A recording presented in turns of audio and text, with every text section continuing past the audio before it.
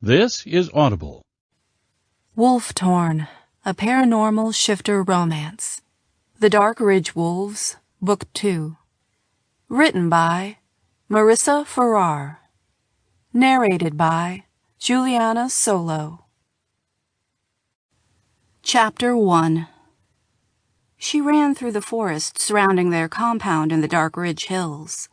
4 feet struck the ground as she galloped, soft pads against rough dirt and sharp stones. Her nostrils flared, hot breath snorting in the pine-scented air. Her tongue lolled from her mouth, her lips stretched in a happy grin as she ran through the bush and splashed through the river. The dappled sunlight of late evening filtered through the canopy of branches overhead, the light dreamy and fractured like that of an underwater world. Insects flitted, clouds of midges circling and larger butterflies landing on flowers, only to be scattered as she bounded past. Something moved ahead of her, a quick flash of white in the undergrowth, warm-blooded and alert with fear. Rabbit. Yes, she scented a rabbit. Ruby felt alive with a hunt, but she was also aware of a second wolf running parallel to her path. Unable to see him through the thick expanse of trees and bushes, she nevertheless knew he was there. She smelled him on the air as keenly as she'd scented Flopsy, his musky wolf scent, distinctly male. He matched her pace in synchronized rhythm, and her keen ears heard that too, the thud each time his paws hit the ground. The rabbit darted for its warren, but the second wolf leaped across its path, causing the small mammal to do a backflip, changing direction. Ruby read this in the motion of the air, in the change of scent and the movement the creature caused. It was running back her way now. The other wolf had sent it directly into her path. The little rabbit realized its mistake a fraction too late. It tried to stop, its large hind legs kicking in the dirt, but Ruby had already lunged, her powerful jaws snapping shut. Her teeth closed around the back of the rabbit's neck, and she gave it a vigorous shake, snapping its spine instantly. Soft, warm fur pressed against her tongue, her canines piercing the skin just enough to taste blood. Its heartbeat continued to thump for a moment longer, Ruby both hearing and feeling the pulse gradually slow. Then, the heart fell still and silent, and she dropped the dead animal to the forest floor. Its glassy eyes stared at nothing, and she experienced no remorse for the death. This was how life worked. She was the predator, and this creature had been the prey. She felt no guilt at needing to eat. Ruby forced herself to wait before she tore into the sweet flesh and lapped at the blood. This meat was to be shared. Where was the second wolf? So focused on her kill, she'd lost track of him. A solid body hit her from the side, bowling her over. She let out a yelp as sharp teeth nipped her ear. He jumped away, a lean, light gray wolf, young and muscular. His yellow eyes glowed in amusement, and she darted for him. He leaped away, spinning around, teasing her. Internally, she laughed, her blood singing from the chase. Together, they tore at the rabbit, swallowing chunks of flesh, lapping the blood from each other's muzzles. His tongue was rough and wet, grazing over her sensitive nose, and she pressed her snout into his fur and whined. Their shoulders barged together, winding around one another, sleek and supple. Above their heads, the light had grown softer, and the pale circle of the moon stood out against the dark blue of the sky. They could shift against the moon if they needed to, but to do so was painful and harrowing. This time of the month, when the moon was full, was what suited them best. Normally, Ruby wanted to be in wolf form whenever possible, but tonight she wanted to take the shape of a woman. Her male counterpart sensed what she was doing and also began his shift back, his paws elongating to fingers, the fur melting to reveal pink skin. Nudity wasn't something that caused embarrassment for Ruby. She'd grown up with the Dark Ridge Wolves and had been shifting since she'd been old enough to toddle, but it was different with him. Joel Golding. Everyone said that you instinctively knew when you'd met your mate, but Ruby wasn't so sure. She didn't understand why wolves had to mate for life anyway. How depressing to think she'd only be able to have one male for the whole of her life. Joel was young and gorgeous, 3 years older than her own 20 years. She wanted to have fun, and perhaps Joel was to be her mate, but how would she really know this unless they got to know each other on a more intimate level? She hadn't yet mated with Joel, too frightened that her uncle, their alpha, Gregory, might be able to scent it on her. But that didn't mean they couldn't have fun, and heading out into the forest together today was their way of getting to spend time alone. They both got to their feet, standing before one another, naked in the woods. He reached out and touched her flame-red hair. "Ruby," he breathed. "You have no idea how long I've dreamed of getting you alone." She glanced down and then looked back up at him through her eyelashes. "Oh, I might have an idea. Don't think I hadn't noticed how you started watching me as soon as I turned 18. She was 20 now, 2 years of unrequited lust, of stolen glances and brushed fingertips. 2 years of innocent, chaste kisses, which had developed into a passion neither had given into. His eyes left her face, tracing down her body and alighting on her breasts. As though she could physically feel his gaze touching her, her skin tingled, her nipples tightening into crinkled buds. Unconsciously, she sucked in her stomach and pushed out her breasts, wanting him to drink in the sight of her, wanting him to want her even more. Ruby was able to appreciate him, too. His tousled honey hair and green eyes, the freckles across the bridge of his nose. Young and alive and vibrant, his body was lean and muscular, but not bulky. Joel had an older brother, Holton, who was his complete opposite, dark and brooding, with shoulders and arms thick with muscle. Holton's mood had only gotten worse since their sister, Alyssa, had run off with some rogue wolf. She was only 18, and her disappearance had caused a stir in the pack. Their alpha, Gregory, had also been in a foul mood since she'd run away. Rumor was he'd been hoping to take Alyssa as a mated mistress. Ruby was pleased Alyssa had managed to escape that situation. Even though Ruby loved her uncle, the thought of being mated to someone like him would be enough to make her run off as well. Word was that Alyssa hadn't even run away initially. She'd been kidnapped, but then had chosen her kidnapper over returning to her pack. Ruby couldn't imagine how many shades of fucked up that made her. No wonder Holton and Gregory had been so pissed at the situation. She'd tried to talk to Joel about it, but he'd shut her down, telling her Alyssa wasn't their business anymore, and they'd be best not adding kindling to the fire. Dragging her mind from Joel's sister, she reached out to touch Joel's bare chest. A spattering of hair covered his skin between both nipples, and another line ran down from his navel to get lost in the thick bush of blonde curls. His cock stood out from them, proud and erect, and she wondered if she had the guts to wrap her fingers around it. She wasn't a reserved person, far from it, but she knew if she touched him there, that would be the start. They would fall to the ground and mate in the dirt like a couple of animals. And that would be it for her. She'd return to the pack, and all of her pack members would smell sex on her. She would have been mated by one of her own kind, and they would be bound together for life.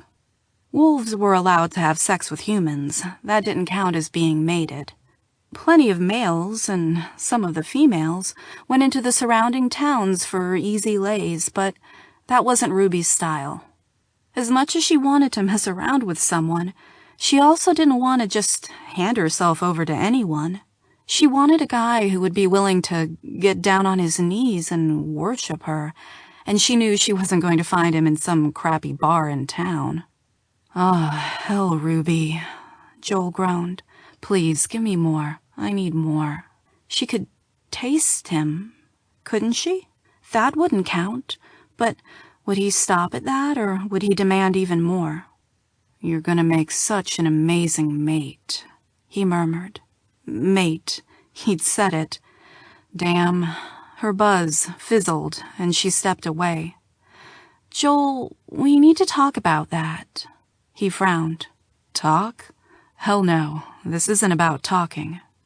"Please, Joel, you know I care about you, but mating is a big step." His eyes grew darker. "It's a step I've been dreaming of for 2 years. Don't do this to me, Ruby. Don't lead me on all this time and then tell me this isn't what you want." "It is what I want." She resisted adding, "I think. I'm just still so young. My sister made it at 18. Yeah, and none of us even knew the guy. She might be miserable for all we know." "Don't say that," he snarled. "Well, you were the one who brought up your sister," she shot back. His erection had started to deflate. "Please, Joel," she said, reaching out to take hold of his wrist and pull him closer. Her breasts brushed against his chest, and she saw the hitch in his breath, how she affected him. She deliberately pressed herself closer. Why was she talking herself out of this? Gorgeous, sweet, loving Joel, who'd been her friend her whole life. How could she ask for anything better? "You're right," she said, standing on tiptoes to graze her lips against his. "I'm talking crazy." He dragged her toward him, pressing himself hard against her, his cock digging against her stomach. He pushed again as though dry-humping her belly, and let out a groan. He kissed her, his tongue thrusting into her mouth. His hands ran over her bottom, squeezing and kneading her flesh. He tried to lift her, and she knew what he was doing. Only a slight shift in their positions now he had lifted her, with her thighs around his hips, and he'd be inside her. That would be it then. She'd be mated. For life. A sudden, long, mournful howl broke through the forest's lullaby and the sounds of Joel's moans. Both their heads snapped toward the sound. They recognized their alpha's howl anywhere. "Shit," said Ruby, her heart thumping. "What's going on?" "Do you think it's been noticed that we're gone?" "I don't know, but so what if we had? It's not like we're not both adults." The howl came again, impossible to ignore. They stepped apart. "Perhaps Gregory is getting more protective since my sister," Joel suggested. "Yeah, maybe that's it, but whatever it is, we'd better get back. You know Gregory doesn't like to be ignored." "Damn it," swore Joel. "Talk about bad timing." "Yeah," thought Ruby. Or perhaps it was perfect timing. Chapter 2. As they ran naked through the forest, back in the direction of their homes, they shifted back into wolf form, the process a smooth transition now the moon was full and bright above their heads. One moment, they ran on 2 feet. The next, they fell forward and galloped on 4 paws. Ruby shook out her russet fur, trying to ignore the tantalizing sense of small mammals running for the undergrowth around her. She wanted to dart off and catch something afresh, but needed to focus on what Gregory wanted. He only used that particular type of howl if he needed to gather them for something important, and she had no idea what that something might be. Had he noticed she and Joel had gone? If so, he would be angry with them for not asking his permission to mate first. They reached the outskirts of their compound and separated, Ruby heading east while Joel went west. They had left a compact pile of clothing each, hidden just inside of the forest's edge. They would shift back to human and redress, and enter the compound from different points, so the rest of the pack wouldn't take a guess at what they'd been doing. Of course, Ruby realized, she also had Joel's scent all over her now, and hers was all over him. Even with the clothes covering their bodies, someone else might catch the change in aroma and put 2 and 2 together. She just hoped that person wasn't Gregory. Ruby reached the spot where her clothes were hidden and shifted back to her human form. She sensed the wolf retreat inside her, though even when dormant, it always affected her on some level. She blamed her feisty nature and her inability to be content with anything on her wolf. It was the easy option, easier than blaming her upbringing. The loss of both her parents when she'd been 12, so she'd been raised by the pack. Her uncle had been there for her, but having him and Valerie as substitute parents was never going to make a girl feel wanted. Perhaps that was her problem. She desperately wanted to find love, but was so scared of making a mistake and getting it wrong that she never wanted to commit. Poor Joel. The howl came again, and she hurried to get dressed. At a run, she made her way through the compound toward the meeting house at the center.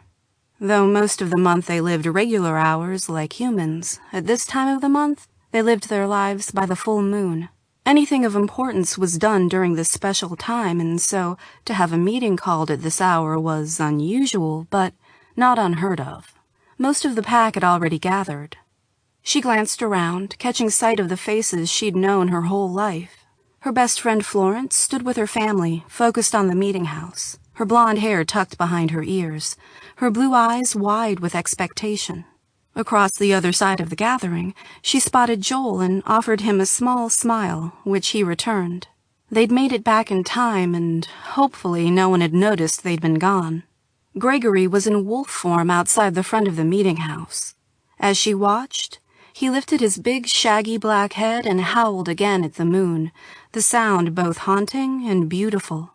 Gregory was the most powerful wolf in the pack, both physically and mentally. He and his mate, Valerie, controlled everything the rest of the pack did, and they followed him implicitly.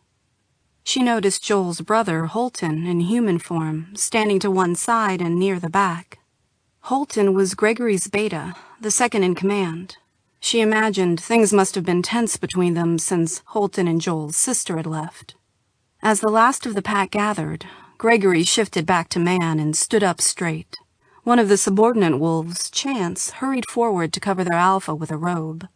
"I've gathered you here today for an announcement," Gregory began. "I've been thinking long and hard about recent divisions in our pack, something that has been giving me sleepless nights. I cherish each and every one of you, as though you were my own children, and I felt the loss of one of you like the loss of one of my organs. I'm sure you all know what I'm talking about." Ruby did. He was talking about Alyssa leaving with a rogue wolf. Gregory continued. "I'd always believed us being packmates was enough to keep us together, but I've started to wonder if there's a way to bring us even closer. So, now I'm going to announce the joining of two of our families. I'm aware this isn't traditionally how we mate, but over the last few weeks, I've discovered that tradition isn't always enough. Sometimes we have to step out of our comfort zones, if that means keeping us strong as a pack." Ruby glanced over at Joel again. A slight frown had creased his brow, an expression she felt sure matched the one on her own face. Nervous butterflies flitted around her stomach. What was her uncle up to? "As you know," Gregory said, "I tragically lost my sister and her mate 8 years ago. Since then, Valerie and I have been raising Ruby as our own daughter, and I consider her to be as close as a niece can be." Ruby tried not to snort at this piece of information.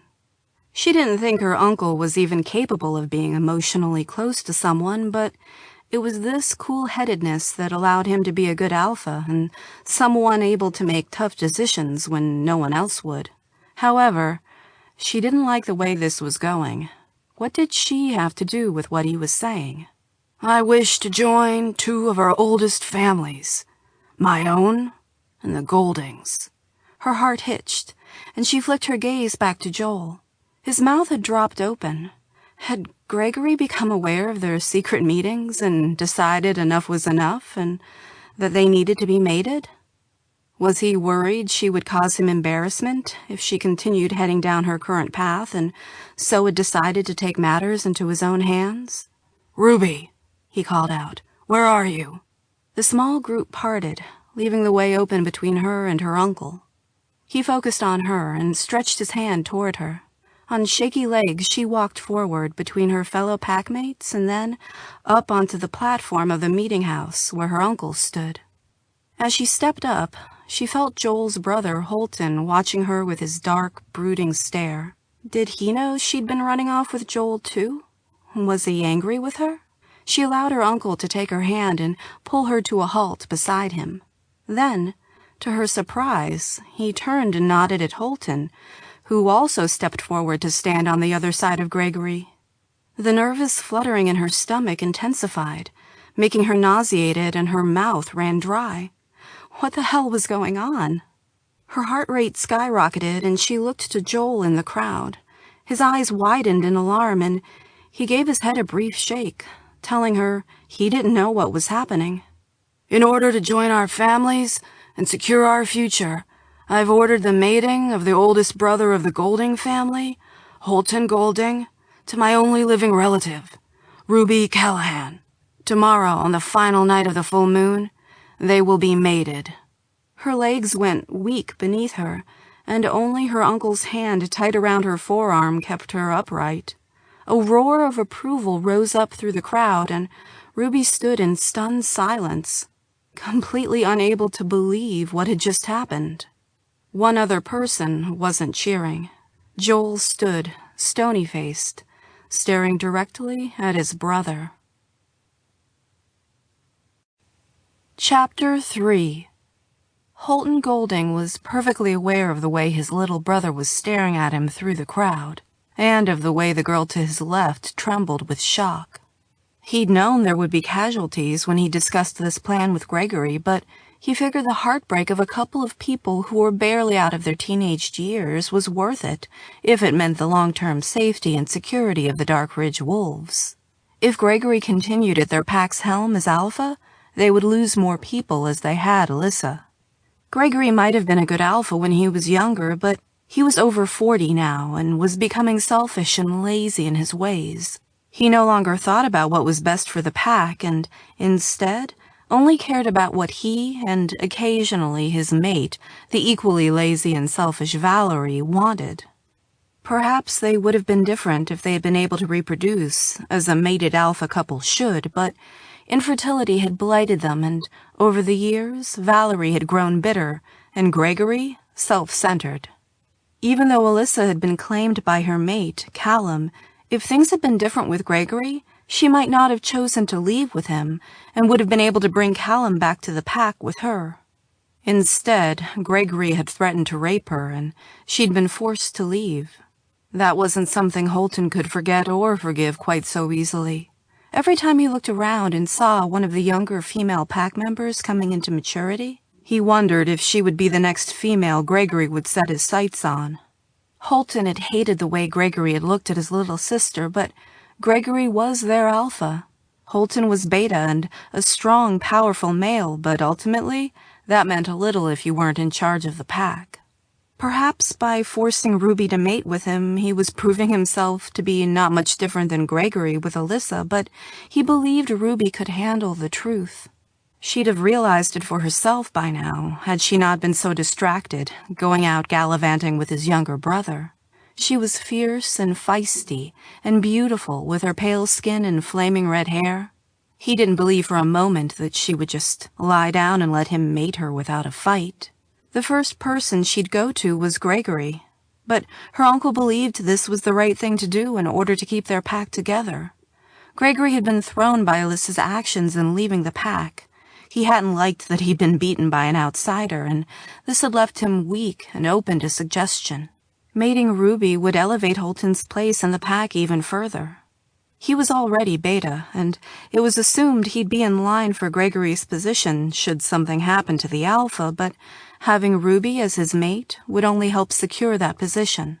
With her as his mate, no one would contest him, except, perhaps, his brother. Holton locked eyes with Joel through the crowd. The fury he read in them made his blood run cold, but there was nothing he could do about it. He wasn't going back on his plan now. Joel and Ruby weren't destined to be mated, however much Joel believed he was in love. If they were, they'd have done it already. She'd been dancing around him like a beautiful but unattainable bird, always staying just out of Joel's reach. If they were mated partners, they wouldn't have been able to help themselves, but Holton knew Ruby was still a virgin. His wolf could smell her virginity on her like a fresh summer rain on a sun-soaked path. He pushed thoughts of Ruby out of his head and turned his gaze from the cold stare of his brother. Joel would get over it. He was only 23. One of the other female members of their pack would turn 18 soon, and Joel would discover himself drawn to them. Whatever his brother thought, Ruby wasn't the mate for him. The roar of approval from the crowd died down, and Ruby turned to them both, anger flashing in her ice-blue eyes. "I need to talk to you both," she hissed. "Now!" Holton suppressed a smile. This was exactly what he'd been expecting. Gregory turned back to the crowd. "Thank you for giving up your time to be here tonight. I know time under the full moon is precious to us all. Go now, and enjoy the rest of the night in the skins of your wolves." The focus upon them dissipated, people starting to gossip about the turn in events, or running off to remove clothing and shift. Holton discovered a female hand wrapped around his forearm, and he was yanked into the shelter of their meeting house. Ruby also had a hold of her uncle, dragging him with her as well, so all three of them ended up inside and away from the curious eyes of the rest of the pack. She placed her hands on her curvy hips and glared at them both. What the hell was that all about? Holton remained silent, letting his alpha talk. Gregory gave a sigh of exasperation. "You heard every word I said, Ruby. You're to be mated tomorrow night, and I don't want to hear another word about it." "Since when do we do this? Since when do we force matings?" "You don't know I'm not your mate, Ruby," Holton said. "You haven't spent enough time with me to discover that for yourself." She glared at him. "You're what, like 10 years older than me? That's just gross." He grinned. "I'm 8 years older than you, Ruby, and we're both adults. It's far from gross." Gregory growled. "Age has no relevance to mating, Ruby. You should be pleased you've been paired with Holton. He's a powerful wolf. You could have done a lot worse." She rolled her eyes. "What is this, the fucking Dark Ages?" "Ruby," Gregory snapped, "you will do what's best for your pack. Now, our two families need to be as one to create unity for the pack. You know of all the unrest lately. If I hear you've been a part of it, I won't hesitate to punish you. Severely." Holton stepped in, his hand outstretched to divide uncle and niece. "There's no need for that. I'm sure Ruby understands." She ignored him. Why this brother?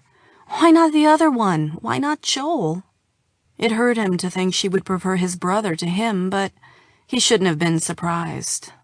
Gregory scoffed. "Joel is no more than a kid himself.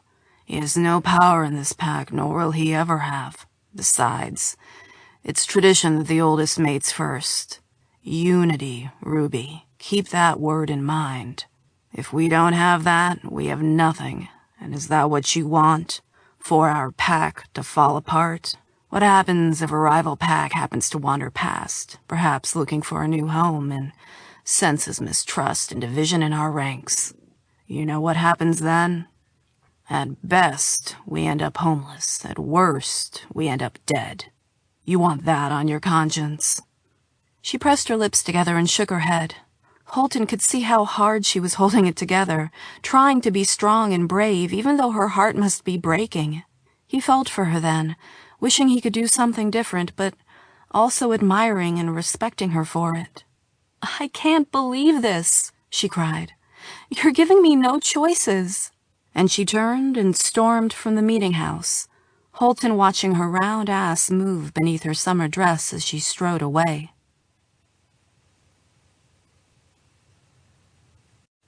Chapter 4. Ruby made it around the corner from the meeting house before she allowed the tears to flow. She hadn't intended on giving either her uncle or Holton the satisfaction of seeing her cry. One thing Ruby hated was appearing weak, and she certainly didn't intend on doing so in front of Holton.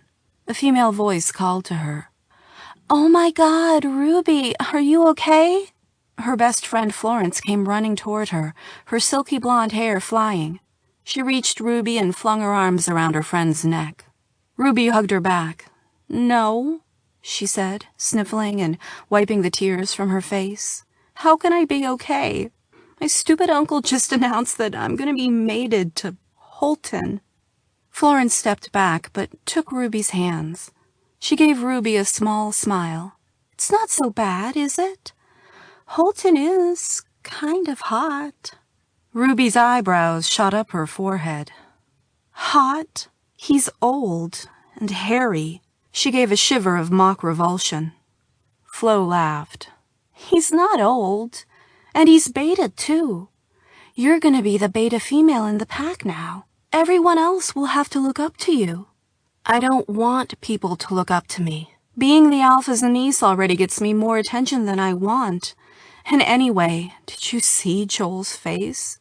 Flo's pretty features fell. Yeah, I know, he's gutted, but you know he was never right for you. I've kind of felt sorry for the guy with you leading him on all this time. He'll get over it, Ruby. Maybe this is a good thing.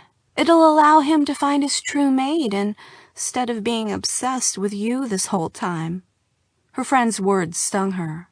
He's not been obsessed with me. We care about each other. But that's not enough to form a mating bond. You know that. She did know that, but even so, the idea of mating Holton caused a little piece of her to die inside. Maybe she didn't want Joel to mate her, but it had never even occurred to her to want his brother in that way. She felt her hackles go up. Flo was her best friend, and she wanted her to take her side and tell her how unfair this whole thing was and that her uncle was absolutely doing the wrong thing. Instead, she seemed to be swooning over her soon-to-be mate and accusing Ruby of doing Joel wrong all these years. It's not like you found your mate either, Ruby snapped. What makes you qualified to be giving me a relationship advice? Flo's blue eyes widened at her sudden loss of temper. I'm only trying to help, Ruby. You know I'd love to find my mate. I have no one, and you have 2 guys falling all over themselves to be with you. Maybe you should stop complaining and think yourself lucky. She snatched her hands out of Florence's hold. Lucky? How can this be lucky? Maybe you should mate with Holton if you think he's so sexy. Tears had filled her eyes again, and a painful lump caught in her throat. She didn't want to be around anyone telling her what was going to happen would be a good thing. She just wanted to be alone, out in the forest, wallowing in the misery of her impending mating. Ruby left Florence standing there and ran through the compound. She made it outside of the border and into the surrounding forest. As she ran, her mind went to the man who was to be her mate. He was big, as though he should shift to a bear instead of a wolf, with long dark hair and a jaw covered in enough stubble to be classified as a beard. She bet his body was hairy too, and she gave a shiver of revulsion. He would be rough with her, she could tell. He'd pin her down and force himself on her if she tried to resist him. The shiver of revulsion suddenly morphed into something else, coalescing between her thighs and a tingling flow of pressure. Ugh. No, that wasn't her thing. She liked her men to be young and sweet, just like Joel. Damn it. How was Joel feeling right now? He must be heartbroken to learn she was to be mated to his brother. Joel and Holton were close, and this was bound to put a huge wedge between them. Joel was at risk of losing his sister, his brother, and his potential mate all within a few weeks of each other. She didn't want that to happen. She couldn't do anything about his sister, or about that she was going to be mated to someone else, but she could at least try to help build bridges between him and Holton. She thought she was alone, but then a second voice called to her. Ruby, wait up. Her heart sank. His was the last voice she wanted to hear. Joel. She allowed him to catch up with her, and he grabbed her and pulled her into a hug. She wanted to melt against him, but forced herself to put her palms against his chest and push him away. She couldn't allow Joel to feel close to her now. I can't fucking believe this, he said, his face taut with pain. Gregory can't make you mate to Holton. He just can't. I don't have any other choice. He took her by both shoulders to look directly into her face. There must be another option. I'll talk to Gregory. Our families will still be joined if I'm the one you're mated to. She shook her head. I already tried that. Gregory said it had to be the oldest brother. Joel growled. Then I'll kill Holton. That'll make me the oldest. She pulled away, dislodging his hands from her shoulders. Don't be ridiculous, Joel. You couldn't kill Holton even if you wanted to, and I know you don't want to. This isn't your brother's fault. He probably hates the idea of mating me as much as I do him." Joel's eyebrows lifted and he gave a snort. "Yeah, right." He curled his lip, and Ruby knew he was imagining her and Holton together, and it was fueling his anger. "You and I need to run away together. We'll take off tonight. Maybe see if we can find my sister and her new mate. They said they were going to start a pack of their own. We could make a new home with them." Her stomach sank. The Dark Ridge Hills was her home. She didn't want to start again. Perhaps if she'd been filled with a certainty that Joel was her true mate, then she'd have been seriously considering it. But would she really give up everything for a man she wasn't even sure she was supposed to be with? Ruby shook her head. "I can't do that. This is about the pack. If we run off, we're only going to divide us further, and it will weaken the Dark Ridge Wolves. I can't have that. I'm just going to have to go through with it." "No way. I won't allow it. I'll kill Holton first." "That's the last thing I want you doing." "Maybe this isn't about what you want." His words hung between them like something physical suspended in the air. Ruby stared at him in shock, turning over what he'd just said, realizing she hadn't misheard him. "No, I thought that was exactly what this is about. Or are you less worried about the fact that I'll be mated to someone I don't even like than the fact that you won't be the one who gets to mate me?" She saw him hesitate and knew her instincts had been correct. "God damn it! Are all you males the same? It's all about possession, isn't it? Instead of thinking how awful it will be for me to be mated by someone who isn't my true mate, the first thing you thought was how much it pissed you off that your brother would be mating me instead of you."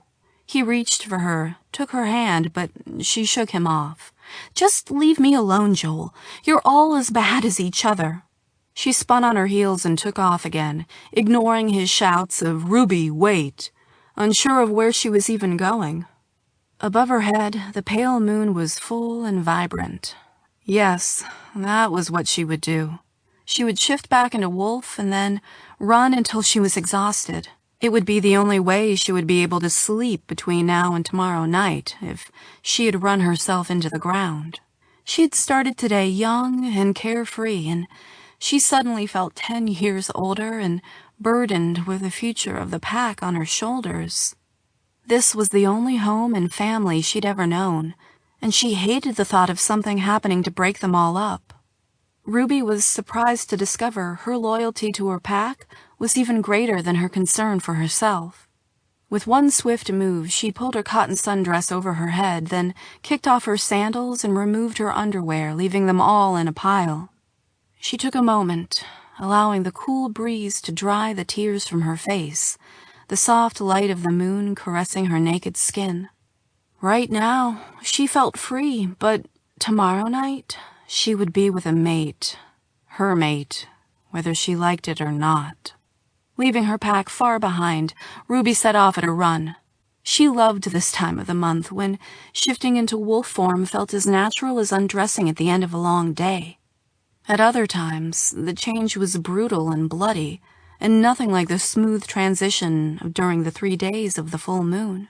She sawed inside herself and called to her wolf. The animal was lurking right beneath the surface at this point in the lunar cycle. So close, she often found her thoughts blurring with the animals, even when she was in human form. At this time, many of the shifters found themselves displaying more animalist qualities. Was that why they chose the full moon as the perfect time to mate? As she ran deeper into the forest, she started her shift, her arms becoming legs, her hips realigning so she fell forward on all 4 paws. The process took a matter of seconds. One moment, she was a young woman running naked between the trees, her red hair streaming out behind her. The next, she took the form of a lithe, russet-furred wolf. She didn't know where she was going, only that she wanted to put distance between herself and the men who were trying to control her life. Ignoring all of the small creatures she shared a forest with, she galloped until her chest burned, the air rasping in and out of her lungs. Though it was harder to become fatigued as a wolf, she found the muscles in her legs started to ache, and she knew she needed to stop. Ruby drew to a halt, panting hard, her chest heaving. Her tongue lolled from her mouth as she tried to cool down from the strenuous run. Something snapped to her right, and she froze, holding her breath so she could listen, hard. She wasn't alone. Chapter 5. Ruby picked up the scent of another wolf in the forest with her, heard the crunch of paws on fallen leaves and the panting of breath. Another wolf being around wasn't unusual, especially at this time of the month, but something about this one put Ruby's hackles up. Had Joel followed her? Picking up her pace again, she started to run. A big, dark gray wolf stepped into her path, blocking her way. Ruby skidded to a halt and growled, and the animal snarled in return. Holton. What did he want? Couldn't anyone leave her alone? She wasn't going to allow herself to be intimidated by him, not as man or wolf. Just because he was bigger and older didn't mean he always got to have the upper hand. She intended on letting him know she wasn't going to be a pushover. She wouldn't play the meek little woman around him. Ruby let out a snarl of her own and darted forward, her upper lip curled, revealing the white of her canines and her auburn muzzle.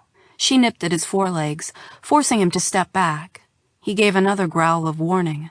Ruby edged back slightly and then darted again, snapping at his chest. But this time, he was ready for her, and instead of backing off, he launched for her soft underbelly. Ruby gave a whine as he unbalanced her, and the next thing she knew, she was on her back, with him standing over her, growling. He was the dominant male, there was no doubt, and she wouldn't win this fight. She never thought she would, but she needed to go in on the attack to make him understand that she wasn't afraid of him. With no way of breaking free, Ruby shifted back to human, so she was curled, naked, beneath the form of a massive dark gray wolf. He wouldn't hurt her as a woman, wouldn't force himself on her while he was a wolf. She'd pushed him too far, but she knew he wouldn't deal out that kind of punishment. Holton shifted back too, so he was on all fours, still straddling her, his hands planted on the ground either side of her shoulders, as naked as she was. His long hair fell around his face as he stared down at her, the ends tickling her neck and shoulders. "What are you playing at, Ruby?" he growled. She forced a smirk. "Can't handle me? I figured you should know what you were getting yourself into before you mate me against my will." He frowned slightly. "It won't be against your will, Ruby." She narrowed her eyes at him. "How can you say that?" "Because by tomorrow night, you're gonna want me so badly you'll feel like you're going to go crazy with need." Ruby gave a laugh. "You're the crazy one." "Am I?" He lowered his head and grazed the tip of his nose along the side of her face and down to her throat, inhaling deeply to take in her scent. "We haven't had the chance to spend much time together, you and I. I think if you allow yourself to be in my company, you'll discover I'm not so bad after all." His voice was low and gravelly and sent strange vibrations trembling through her body. Fighting against her physical reaction, she twisted her face away from him and pushed at his chest with her hands. "You need to get off me." "Why? So you can get up and run? You're staying here and talking to me until I say you're allowed to go." "I don't have to be around you until tomorrow night. I came out here to be alone." "Things will be better for you if you allow yourself to get to know me." She exhaled a sigh. "And why would I want to get to know you?" "So you can see that you're supposed to be my mate." "I'm not even sure I believe in this whole knowing your mate business," she said, realizing he wasn't going to let her go anywhere. "It all sounds a bit like the whole love at first sight thing humans have." His eyebrows lifted. "You don't believe in love at first sight?" "It sounds like a fairy tale to me." He snorted. "Considering what we are, you can't possibly tell me you don't believe in fairy tales either." It was her turn to be surprised. "And you do?" "I believe all stories have a root somewhere in history. They're all inspired by something." Well, I call bullshit. This notion of us all having one mate and that we'll know that person instantly is simply a way for men to control women into doing what they want. He lowered his body slightly, staring down at her. She was so aware of his proximity, the way his body eclipsed hers. Are you sure about that, Ruby? Why would anyone want to trap themselves for life with one person if they weren't absolutely sure they were the person they were meant to spend their last dying breath on? She found her own breath had grown shallow. Humans do it all the time. He leaned in closer, his mouth hot against her ear. But we're not human. Her blood hummed in her veins, her heart pattering like fingertips tapping the inside of her ribcage. Was this how it felt to find your mate? As though you never truly appreciated how it felt to be alive until you discovered yourself this close to them? She'd never felt this way with Joel, ever. He'd just been a mild flirtation, a distraction. She'd never wanted to try to peel off his skin and climb inside his body with him. Ruby snatched a breath. No way. That was not what she was thinking. This aggressive and dominant man was not her mate. She'd wanted someone fun and younger, more her age at least.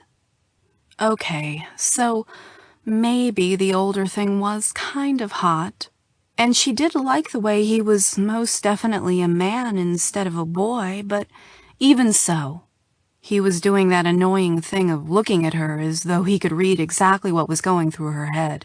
"Stop it," she snapped. The corner of his mouth quirked. "You felt it too." "I didn't feel a thing," she said quickly. She shifted the focus back to him. "What about you, Holton? Why haven't you made it already?" He stared at her, dark and intense. "I guess I was just waiting for my mate to be ready." Her heart tripped. Did he mean her? He laughed. "And yes, I mean you, Ruby." He had read her goddamned mind. "I've seen how you wanted to play the field, how you didn't want to be tied down to anyone. And yet, you're tying me down now." His eyes took on a wicked glint. "Only if you want me to." Her cheeks flushed with heat. "I'm being serious. Why now? Was it because you saw Joel and I growing closer? I still can't believe you did this to your brother. He'll never speak to you again." He glanced away. "I had my reasons. That's all you need to know." Irritation bubbled up inside her. "Let's get one thing straight. After you and I are mated, I expect you to treat me like an equal, a partner. I'm not some little girl who needs to be looked after or kept in the dark about important decisions. Think of me as your equal, or don't think of me at all." An annoying glimmer of amusement appeared in his eyes. "Of course. I wouldn't expect it to be any other way." He was still holding himself above her, pinning her in with his arms, and she fought the urge to glance down, to get an eyeful of his body. Was he as hairy as she'd imagined? She risked a peek and saw a patch of dark hair in a triangle between his dusky nipples, and a second line of hair running downward. It was far from the thick pelt she'd imagined, the rest of his skin a deep tan over hard muscles. Like her, he was naked, and she was sure if he lowered his body just a fraction, she would feel his cock brushing against her stomach. Was he erect for her? Did having her trapped beneath him like this make him hard?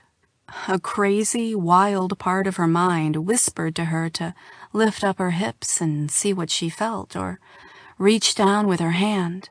After all, she was to be his mate this time tomorrow. There was no reason why she couldn't check out what was on offer. Ruby thrust the thought from her head. No. Holton was a brutish asshole, and there was nothing about him which she found remotely attractive. She was tolerating him purely for the long-term good of her pack, and because it was what her uncle and Alpha wanted. She absolutely, completely did not find the long hair and the muscles and the dominating behavior attractive in the slightest. Chapter 6. It was impossible for Holton not to react to the curvaceous redhead trapped beneath him. Her body was rigid, her face twisted to one side, so she didn't have to look directly at him. Ruby Callahan, niece of their alpha, was to be his. Despite her protests, he knew she was the one he was supposed to be with. Yes, it helped that she would also elevate his position in the pack, securing his position as the next alpha, but that wasn't the only reason he wanted to mate her. He'd stood by and watched his brother make a fool out of himself, knowing he couldn't say a word about it. Joel would only have said he was jealous, that Holton always wanted what he had. Holton had known he had to wait until the right moment to suggest their mating, and that moment was now. Rumor was that rival packs had started eyeing up their compound. As packs grew bigger, they needed more resources so they didn't spill into human territories. There were lone wolves who lived among the humans, but, as a rule, his kind preferred to live in a group. He moved his thoughts to the young woman trapped beneath him. If she really wanted to be rid of him, she would have kneed him in the balls by now or wriggled out from under him.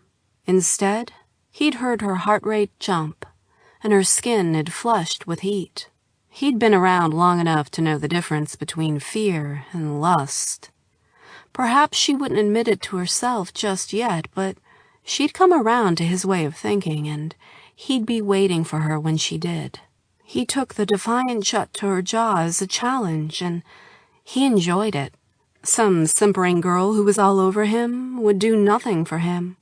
He'd always wanted a mate who had fire inside her, who would challenge what he said, and who knew what she wanted. Right now, Ruby didn't know what she wanted, but as soon as she did, he knew it would be worth the wait. "You could always kiss me, you know," he growled. "Try it out. If you still say there's nothing between us, perhaps I'll consider backing out of the mating." This got her attention. She turned her face to his, so her sweet breath gusted against his skin. "You'd do that?" He gave a half shrug. "If you felt nothing, it would give me something to think about. Perhaps it would mean we weren't meant to mate after all." Her eyes searched his. "So, you believe we're supposed to be mated?" she asked.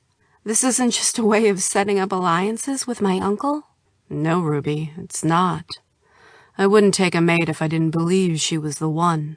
Kiss me, and find out for yourself." Her pink tongue slipped out and anxiously licked her bottom lip, her teeth biting the soft flesh in indecision. The sight was enough to get blood rushing to his cock, and a pulse of need throbbed through him. He tried to think less sexual thoughts, but with her naked beneath him, that was impossible to do. If she glanced down and saw his erection, she might run, though he longed to nudge her thighs apart and sink himself into her waiting, wet heat. Her eyes fixed on his. Just one kiss. He held back a smirk. Just one. A real kiss, though. None of this virginal peck bullshit. I know who you are, Ruby, and I know you're not as innocent as you're making out. She squirmed beneath him, and he knew he had her on that. "Okay," she relented. "One kiss, but if I don't feel any different, I get to call this whole thing off." This time, he allowed himself to smile. "I said I'd consider it. That's the best you're gonna get." He kept his body raised above hers so they had no body contact, but lowered his head. Her eyes slipped shut, her lips parted slightly, the tip of her tongue appeared. He intended on kissing her until she was a squirming, melted puddle beneath him. The heat from her mouth danced against his lips, and then they were touching. Something hard and solid slammed into him from the side, throwing him from Ruby and knocking him to the ground. A growl and snarl sounded from above him, and he caught a glimpse of light gray fur. Not waiting another second, Holton shifted back to wolf form, the process of change barging the attacking wolf out of the way with the sheer size of his body. He knew exactly who had attacked him, but he didn't let that hold him back. If his brother wanted trouble, he was going to get it. They faced each other, Holton bigger and darker as a wolf, just as he was in human form. Joel's upper lip curled as he growled, revealing his canines. Holton wasn't going to be intimidated. His brother was trying to make a claim on someone who was never his to begin with. The two wolves circled and snapped at each other, hackles raised and teeth bared. Ruby had retreated to a safe distance. Holton was aware of her in the corner of his vision. Joel wanted to fight him for her, but Holton had no intention of letting him win. Holton centered his strength and lunged with force at his brother, darting down to bite at the vulnerable area from throat to chest. Joel saw him coming and tried to grab a hold of the back of Holton's neck with his muzzle, but Holton was bigger and stronger. He had no intention of hurting his brother, but Joel needed to learn the hierarchy. Getting his powerful shoulders under Joel's chest, Holton flipped the other wolf onto his back. With a final dart, he grabbed his brother's throat in his jaws and growled his warning to keep still, the sound a low rumble like distant thunder. Overpowered, Joel shifted back to man, and Holton released his hold on him and backed away. Unable to communicate in wolf form, Holton also shifted back to man and then got to his feet. Joel pushed himself to standing as well, so they faced off as humans now instead of beasts. Holton pushed his hair away from his face with one hand. "What the fuck are you playing at, brother?" Joel's eyes widened. "Me? I wasn't the one forcing myself on Ruby." He barked laughter. "I wasn't forcing myself, was I, Ruby?" He turned to the woman who now stood, utterly naked and glorious, leaning up against a tree. She gave a shrug and lifted her eyebrows. "Well, you weren't exactly Prince Charming." "See?" Joel snarled back, but Ruby interrupted. "I appreciate the chivalry, Joel, but I'm not your business anymore either. I'm sorry. I thought I made that clear. We were never meant to mate. We've just been good friends, that's all. I'm sorry it all got taken too far." Holton glanced at his brother's face, trying not to wince at the pain he read there. "We were more than that. You know we were," said Joel. "I thought you were going to be my mate. But now I'm to be Holton's mate. Our alpha, my uncle, has commanded it." Joel frowned in confusion. "And you're just all right with this? You come out into the forest and my brother attacks you and you're fine with it. That's not the Ruby I know." "He didn't attack me, Joel. We were getting to know each other." Her eyes widened at him. "If you know what I mean." Joel's gaze flicked between Ruby and Holton, fury and hurt tightening his features. "Right. I see. I'll leave you two lovebirds to it then." His tone was ice cold. Joel turned and ran off into the forest, shifting back into a wolf as he did so.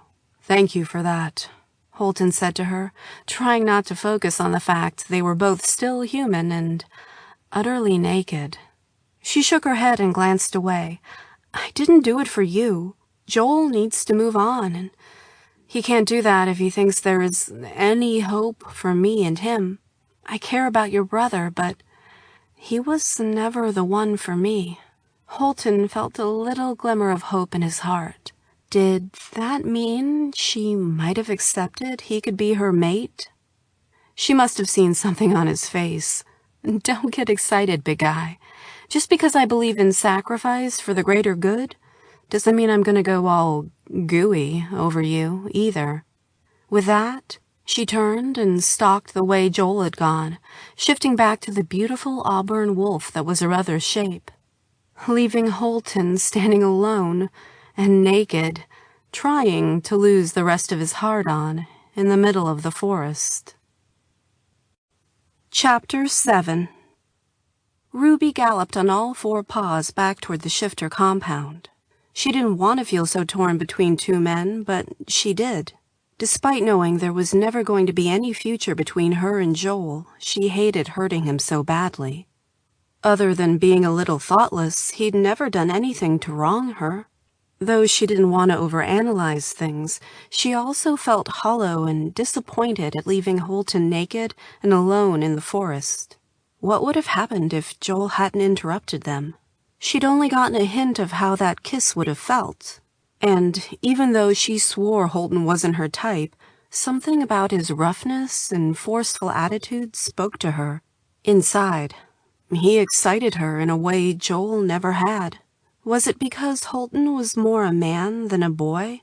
Or was it because she'd been focusing her attention on the wrong brother all this time? Only a few hours were left until morning, her last day of freedom. Tomorrow night, on the final eve of the full moon, before it began waxing again, she would become Holton Golding's mate. As she ran through the trees, the brush and leaves catching in her fur, her breath heavy in the warm night, a howl rose from the direction of their compound. Ruby drew to a halt to listen. It was Gregory's howl again, her uncle and Alpha. He was calling them back to the compound for the second time that night. As far as Ruby was aware, calling a meeting twice in one night was unheard of. What the hell was going on now? A second howl sounded, her Alpha again, this one even more urgent. Ruby started to run, moving faster. This wasn't like when he'd called them back for the meeting. This was a command, an instruction to them all to return, now. Something was going down back home, and by the fact it was the middle of the night and their Alpha was howling for them, she didn't think it was good. As she got closer to the compound, other wolves began to run alongside her, all having heard the call. She recognized each of them as they'd all grown up together at Dark Ridge. The two wolves flanking her were an older wolf, Henry, and another female wolf in her 20s called Sarah. They both whined their concerns at her, perhaps thinking she would know more considering her connections, but there was nothing she could tell them. Ruby made it back to where she'd left her bundle of clothing, shifting to human, and quickly dressed. She joined the others, all in human form now, as they entered the compound. They moved at a trickle, people running back to the meeting house where their Alpha still howled them in. Ruby kept her eyes open for Holton and Joel. Joel had left before them, so should have made it back sooner. Holton had been behind Ruby, but he was bigger and faster and could have easily overtaken her on the way here. The forest was thick enough for her not to have noticed him. She reached the meeting house and spotted Florence standing alone. She hurried over, hoping her friend was still talking to her. "Hey," she said in a hiss, nudging an elbow into Florence's slender waist. "Are you still speaking to me?" Flo turned to face her. "Of course I am, silly. I get that this whole thing is stressing you out. So, I'm forgiven?" "Yeah, you're forgiven." The two young women quickly embraced and then stepped apart again. Ruby's uncle had stopped howling, but she couldn't see him. He must have gone back inside. Others were already gathered, everyone nervous and speaking in low tones to one another. "Do you know what's going on?" Flo asked her. She shook her head. "Your guess is as good as mine, but it doesn't feel good." It didn't feel good at all. Gregory finally emerged in human form from the meeting house, Holton right behind him. Gregory was a bald-headed, bull-like man with a thick neck and shoulders twice as wide as his hips. His mate, Valerie, a skinny blonde woman who was known for her sharpness of tongue, slipped out of the meeting house and stood at his left shoulder. Ruby had no love for the older woman. Sometimes she felt like it was only because Gregory was her uncle and Alpha that she had any affection for him. He may have raised her, but he was cold and emotionless and didn't always make choices that were best for the pack. It had sickened Ruby when he'd gone after Holton and Joel's sister, Alyssa, especially as Alyssa was 2 years younger than she was herself. She tried not to question her Alpha's decisions, but on that occasion she'd hoped it had all been a big mistake. It appeared Gregory was trying to make things right again by mating her and Holton and mending the crack his actions had created. A sudden thought occurred to her. Perhaps whatever was happening now was linked back to Alyssa running away. Could this be retribution? She caught sight of Joel standing to one side and deliberately not looking at her. She couldn't hold it against him. After telling him what she had, she wouldn't blame him if he never spoke to her again. On the platform outside of the meeting house, Gregory lifted his hands, and the small crowd grew quiet. I apologize for interrupting your night as a wolf for a second time, but I couldn't risk you all being out there, possibly alone. Tonight, one of our own, Chance Nikolai, he mentioned a young male wolf in his mid-20s, was attacked by a couple of outsider wolves. Movement came from behind their alpha, and the attacked man, Chance, was brought forward, helped to stand by a couple of other male shifters, Gavin Toller and Henry Fields.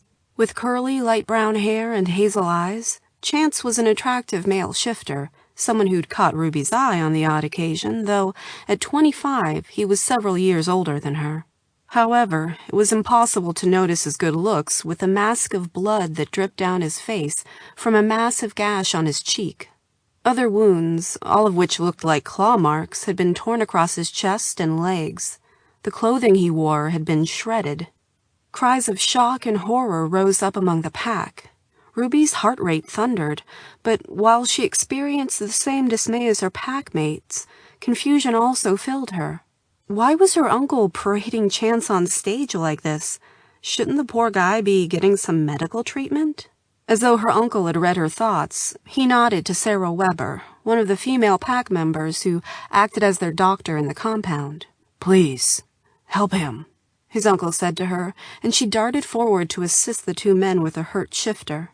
Together, they retreated into the meeting house, where Ruby knew they'd leave by the back in order to take Chance to Sarah's house.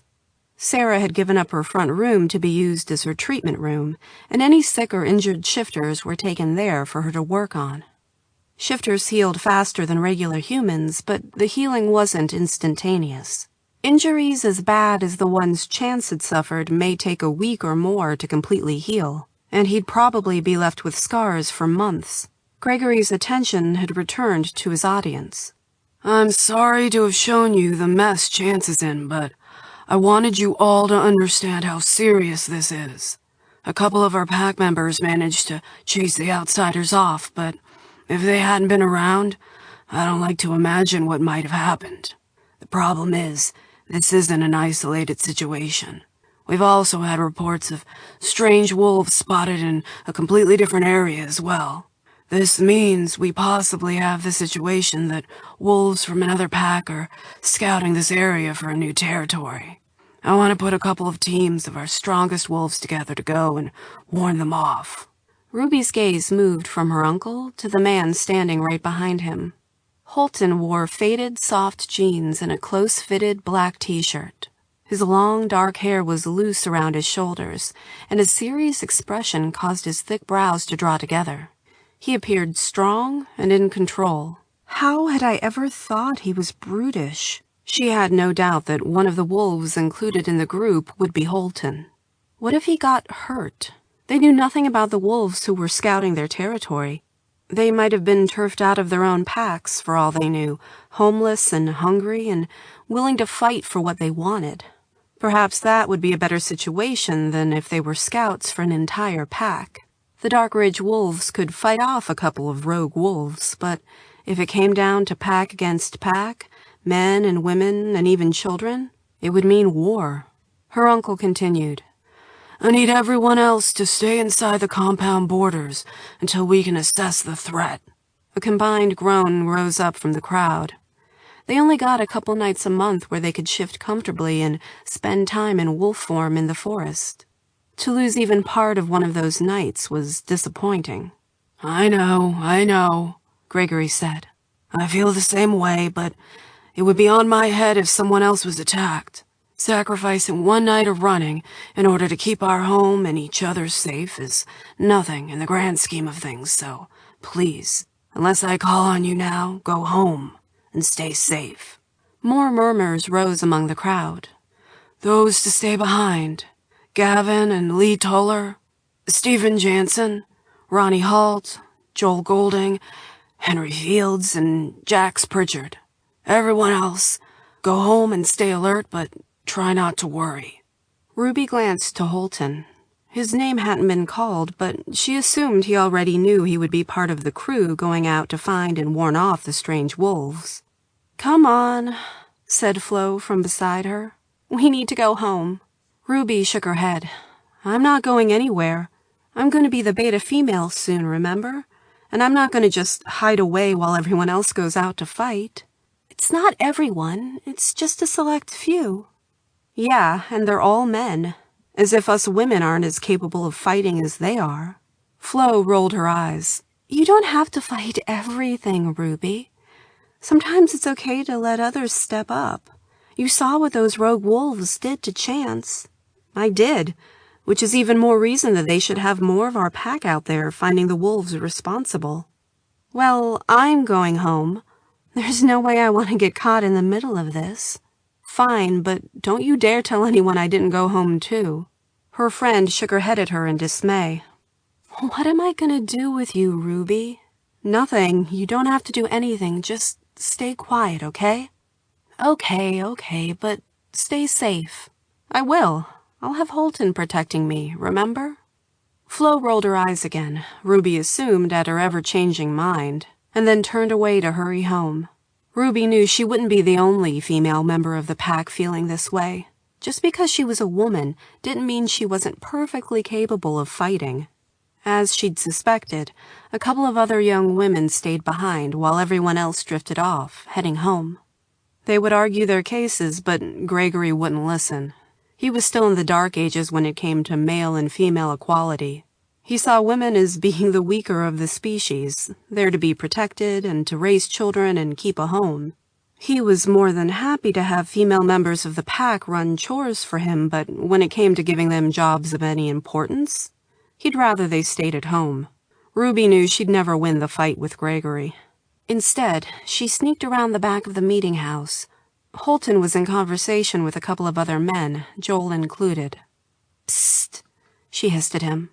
He looked toward her, and she jerked her chin to call him over. Joel had also spotted her, but the younger brother had glanced away, perhaps finally realizing she had become none of his concern. "Ruby," Holton said, his voice low as he approached. "What are you doing here?" "I want to come with you." He shook his head. "Not happening." "I can fight just as well as you."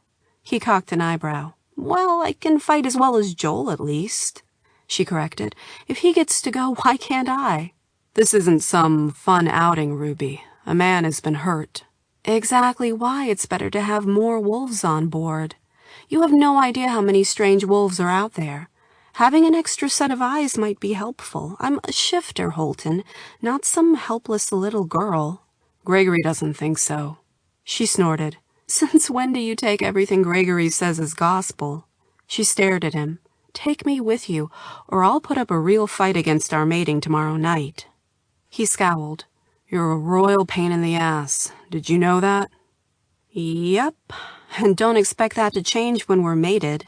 You'll just be stuck with me then." He gave a frustrated sigh. "Fine, but don't let your uncle see you. Meet me on the northeast point of the compound, and we'll go into the forest from there." "What about the other wolves in your group?" She was worried about someone reporting back to her uncle. "They know better than to go behind my back about anything." "Holton?" A male voice called from the meeting house. Holton glanced toward the call and then back at her. "I'll meet you there in 10, he said, then disappeared back into the building. A thrill of excitement ran through her. Not only had she convinced Holton to see things her way, she was also about to go on a hunt for strange wolves. There was only one other time when she'd come across wolves not in her pack, and that was shortly before her parents had been killed. Perhaps the thought of doing so again should send her scurrying away with fear, but life was too mundane as it was, living their lives in this one place, only having contact with people they'd known their whole lives. Ruby loved her pack more than anything. They were the family unit she'd never really had, but sometimes a little excitement wasn't a bad thing. Chapter 8. Holton had no intention of meeting Ruby. As soon as he didn't show up, she'd have to go back home where she would be safe. Gregory would have been furious if he discovered Holton had taken his niece out into a dangerous situation. It wasn't that Holton didn't think Ruby was more than capable of handling herself, but he didn't want to upset things right now. If Gregory decided he didn't want Holton to mate Ruby, Holton would lose an advantage that would help him in succeeding Gregory as alpha. Plus, he had to admit, the thought of mating Ruby drove him crazy. It had taken all his self-control not to have fucked her already, especially when she'd been all wild and naked in the forest. His animal instinct had been to jump her, there and then, but his human part had held back, thank God. "Are you ready?" Joel asked, his eyes narrowed. Holton wished Gregory had put Joel with a different group. Was his alpha so completely unaware of what had been going on between Joel and Ruby over the last few months? Hell, years even? It may have been just a little flirtation in Ruby's mind, but it was all so much more serious for Joel. Holton felt bad that he'd helped to break his brother's heart, but better that than they mated the wrong people and be forced to live with that for the rest of their lives. Badly paired matings only ever ended in misery. "Yes, I'm ready. Let's go get the fucker who hurt Chance." 2 other shifters joined them, Steven and Ronnie. They were both tough guys, a little older than Holton. They both had their own families and were settled in their ways, but they were willing to fight for the pack. The other group of the same size meant 8 shifters in total. Gregory approached. "What are you waiting for? Those sons of bitches might have gotten away by now." Holton narrowed his eyes. "Which group are you joining?" "I'm not. Someone needs to be here to coordinate things if an attack happens here in the compound." "No one is going to get through us. We'll scent them long before they do." Gregory glowered at him for questioning his authority, staring at Holton, daring him to do so again. Holton knew he didn't need to. He'd already said enough to plant the seed of doubt in everyone else's minds. Gregory was getting older, fearful, weak. His encounter with the shifter who'd stolen Alyssa away had already highlighted this. Gregory had been unable to bring Alyssa home, had been beaten by a rogue shifter. It was just the start of Gregory's downfall. Gregory might have been a strong alpha once upon a time, but he was getting old and selfish. "Even so," Gregory continued, holding his stare, "the compound needs a leader, a captain at the ship's helm. Unless you think you're unable to manage without me, of course." "Touché," thought Holton. "We'll be fine," he said instead. When we find the rogue wolves. Do you want them brought here?" "No. I don't want them learning any more about our compound than they already know. If you can, just teach them a lesson and send them on their way." Holton nodded to show he understood. He wasn't worried for a second about their ability to send any strange wolves running. He jerked his head at Joel, Steven, and Ronnie, and they all left without another word. Rather than heading to the part of the compound where he'd told Ruby to meet him, they headed west. As soon as they hit the perimeter, the men quickly removed their clothing, dropping the items into piles where they stood. Naked, focusing only on the task ahead, they started forward at a run, shifting as they went. Holton felt his joints and limbs change as he moved from man to beast. It was such a fluid process this time of the month, but he could think of no other time where he'd shifted so often during the course of one night. Normally, he would take on the shape of his wolf for the night and run and hunt until morning. But this night, it seemed, wouldn't be the same as previous ones. As they ran, his brother at his side, he remained alert for any sound or scent of a strange wolf. They were headed back to the spot where Chance had been found, planning on tracing any trail from there. Holton did his best to focus on the task at hand, and yet he found his thoughts constantly turning to Ruby. Would she have realized he wasn't going to show up yet? She'd be furious when she did, but there wasn't anything she could do about it. By the time he returned to the compound, he'd have taken care of the threat, and she could bitch and moan at him all she liked. She would be safe then, and they could get on with their lives and their mating tomorrow night. No, he realized, it won't be tomorrow night now. They were already into the early hours of the morning, so he and Ruby would be mated tonight. Assuming, of course, everything went well now and she wasn't so mad at him that she refused to be mated. She couldn't exactly use this as an excuse with her alpha, however. Gregory would never listen to her complaints and would tell him he'd done the right thing by not allowing her to come along. The scent of blood suddenly assaulted his sensitive nose, making his nostrils flare. He recognized the special tang of shifter blood. They must be near the spot where Chance had been attacked. He put his hackles up and growled a warning to the others. They'd all scented it too. The attackers may well have run off, but depending on how desperate they were, they might also be nearby, keeping watch. If the reek hadn't been so strong, he'd have been able to focus on trying to pick up the smell of any strange wolves. He needed to be able to track them, but the rich aroma of blood had taken over his senses. Chapter 9. Son of a bitch! As soon as the 10 minutes passed, Ruby knew Holton wasn't going to show. Well, there was no way she was going to slink back home with her tail between her legs. Not a chance. She knew which direction the other group had gone in, and obviously Holton and his team hadn't come this way. That meant they must have left the compound via the western perimeter, and they couldn't have gotten too far ahead. Swearing beneath her breath, not wanting to be heard and stopped by Gregory, or anyone else for that matter, she slipped around the outskirts of the compound. When she reached a spot that was hidden in shadows, she quickly undressed. She would be faster as a wolf, and more likely to be able to pick up on Holton's scent so she could track him. Any strange wolves would have already been sent running when they saw Holton and the others coming, so she wasn't worried for her own safety. Ruby shifted back to wolf and set off at a trot, keeping her nose close to the forest floor to try and catch Holton's trail. The scent of the other wolf was ingrained on her from the brief moment they'd spent in the forest together, before Joel had interrupted them. Even though she was annoyed Holton had tricked her, something about him had held her attention. Part of her didn't want to be attracted to him, but she just couldn't help it. She supposed that was a good thing. Life wouldn't be much fun if she was going to be mated to someone she wasn't even attracted to. Mated. It still seemed crazy she would be mated this time tomorrow. She felt like she barely knew Holton, even though they'd grown up in the same compound. His being 8 years older meant that by the time she'd started school, he was finishing. When you were young, 8 years age difference might as well be 100. She ran deeper into the forest, but she saw no sign of anyone, either from her pack or the outsider wolves they'd been trying to find. Had she taken the wrong track? Ruby slowed to a walk, her ears pricked for any sound. The forest had always felt like home to her, but for the first time in her life, she found herself cautious and over-aware of her surroundings. Had she made a mistake by coming out here? There could be rogue shifters who might attack her. No, she wouldn't allow herself to be afraid. If she was attacked, she would fight with every ounce of strength she had. Perhaps I should go back? She was annoyed she hadn't found Holton and the others. Were they avoiding her? No, that was stupid. They didn't even know she was out here. Everyone was supposed to be at home, safe. She lived alone in her small house.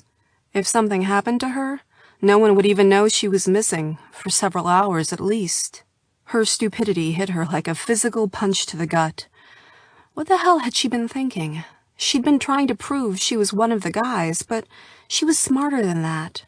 She didn't need the brawn when she had the brains, but it seemed both had let her down on this occasion.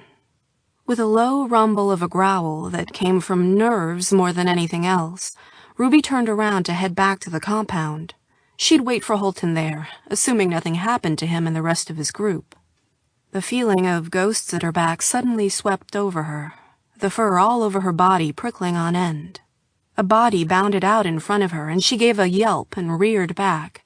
For a moment, she thought it was one of the strange wolves, but then she realized Holton was standing in wolf form in front of her. Relief flooded through her, but Holton didn't seem so pleased to see her. He snarled, and when she tried to move forward, snapped at her forelegs and blocked her way. She huffed air out through her nostrils.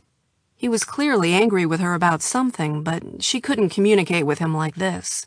Ruby shifted back to human and got to her feet, her hands on her hips. Her fear from earlier had dissipated. What was it about him that riled every sense in her? It was as though, as soon as Holton was near her, she was primed to fight him. Holton transformed back into the form of a man, and she tried not to let her eyes rove over his body. Instead, she focused on his face, which was hard and masculine with anger. "What do you think you're doing out here alone, when you know there are strange wolves around?" he demanded. She flicked her hair behind her shoulder. "I came to find you, of course. I figured you must have forgotten about meeting me." She was teasing out of nerves, but he scowled. "You don't know what sort of dangerous situation you'd have found yourself in." "Well, neither did you.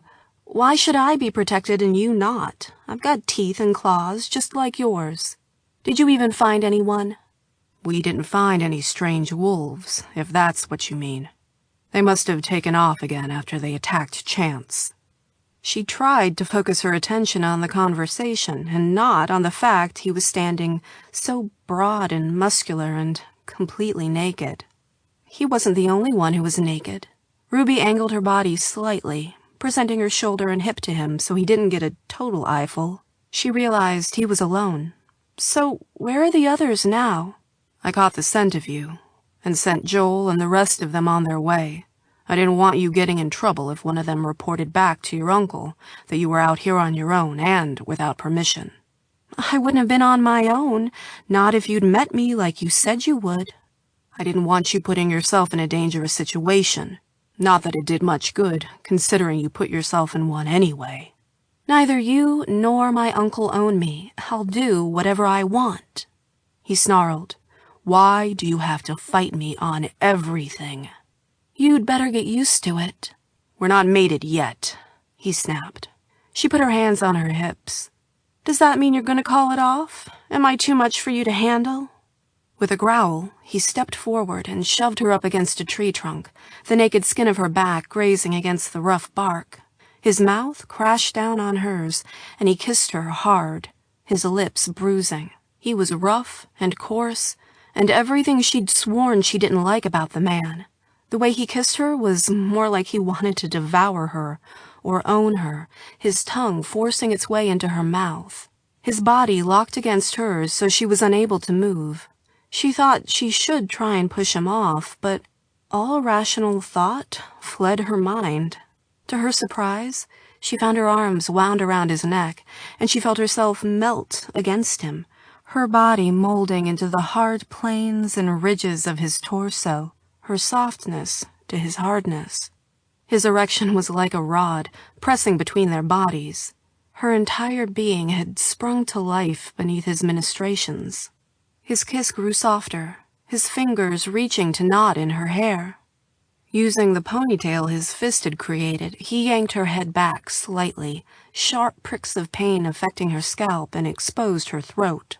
His lips left her mouth and crept down her neck, and then his body freed her, and instead of pressing her up against the tree, she found him on his knees before her. Ruby looked down at his dark head, his long hair tousled around his broad shoulders, and her breath caught. What was he going to do with her? A line from a fairy tale went through her head. "All the better to eat you with, my dear." She held back a whimper. "I want you, now," he growled. "But the mating isn't until tonight," she gasped the words out.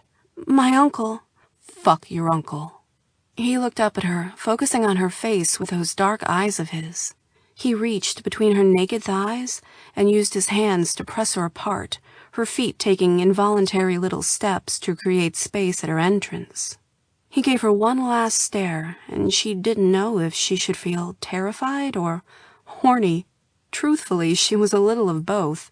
And then his mouth pressed against her pussy, his breath hot against her delicate flesh. She whimpered again as the tongue that had been so forceful in her mouth now sought between her folds, licking her open.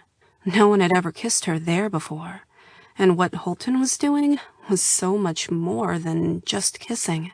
He had buried his face against her, his tongue pushing inside her so her back arched against the tree trunk, and she cried out. She might have been clueless about this kind of thing, but Holton seemed to know exactly what he was doing. His hand slipped up the inside of her thigh, and then his fingers joined his tongue, first one digit pushing inside her, and then the second. His mouth moved to her clit, sucking gently and then flicking with the tip of his tongue. She was wet and getting wetter by the second. Pleasure made her head spin. Holton removed his mouth from her and got back to his feet, but his fingers remained inside her, thrusting hard as he studied her face. She reached for him, wanting to feel the press of his hard body again. His other hand covered the swell of her breast, pinching her nipple between his thumb and forefinger. He twisted just enough to make her gasp as shocks of pain fired through her body, sparking straight between her thighs. She felt like her body had been taken hostage, that she was a slave to his fingers and mouth and... Ruby glanced down to see his cock, long and thick, standing to attention. The head was bulbous and a darker pink than the rest of the shaft. Even in the moonlight, she could see a dribble of fluid leaking from the slit, and she reached for him, unable to help herself. Holton growled as her small hand wrapped around his girth. He was so big, and she moved her fist up and down his length, hoping she was doing what he liked. She'd played around with a couple of human boys when she'd been a teen, but had never touched anyone like Holton. He caught her by the chin and lifted her face to his. "I want your mouth on me." Then he kissed her again, slow and sensual this time, and she could taste her pussy on his tongue. He released her from the kiss and stepped back slightly, giving her space. She had no intention of saying no to him. She dropped to her knees, never letting go of the base of his shaft. He was big, and she didn't know how much of him she'd be able to take, but she intended on doing the best she could. She didn't want to let him down. Bare knees on the hard ground, soft heat, musk filling her nostrils. She opened her mouth and stretched her lips wide to take him.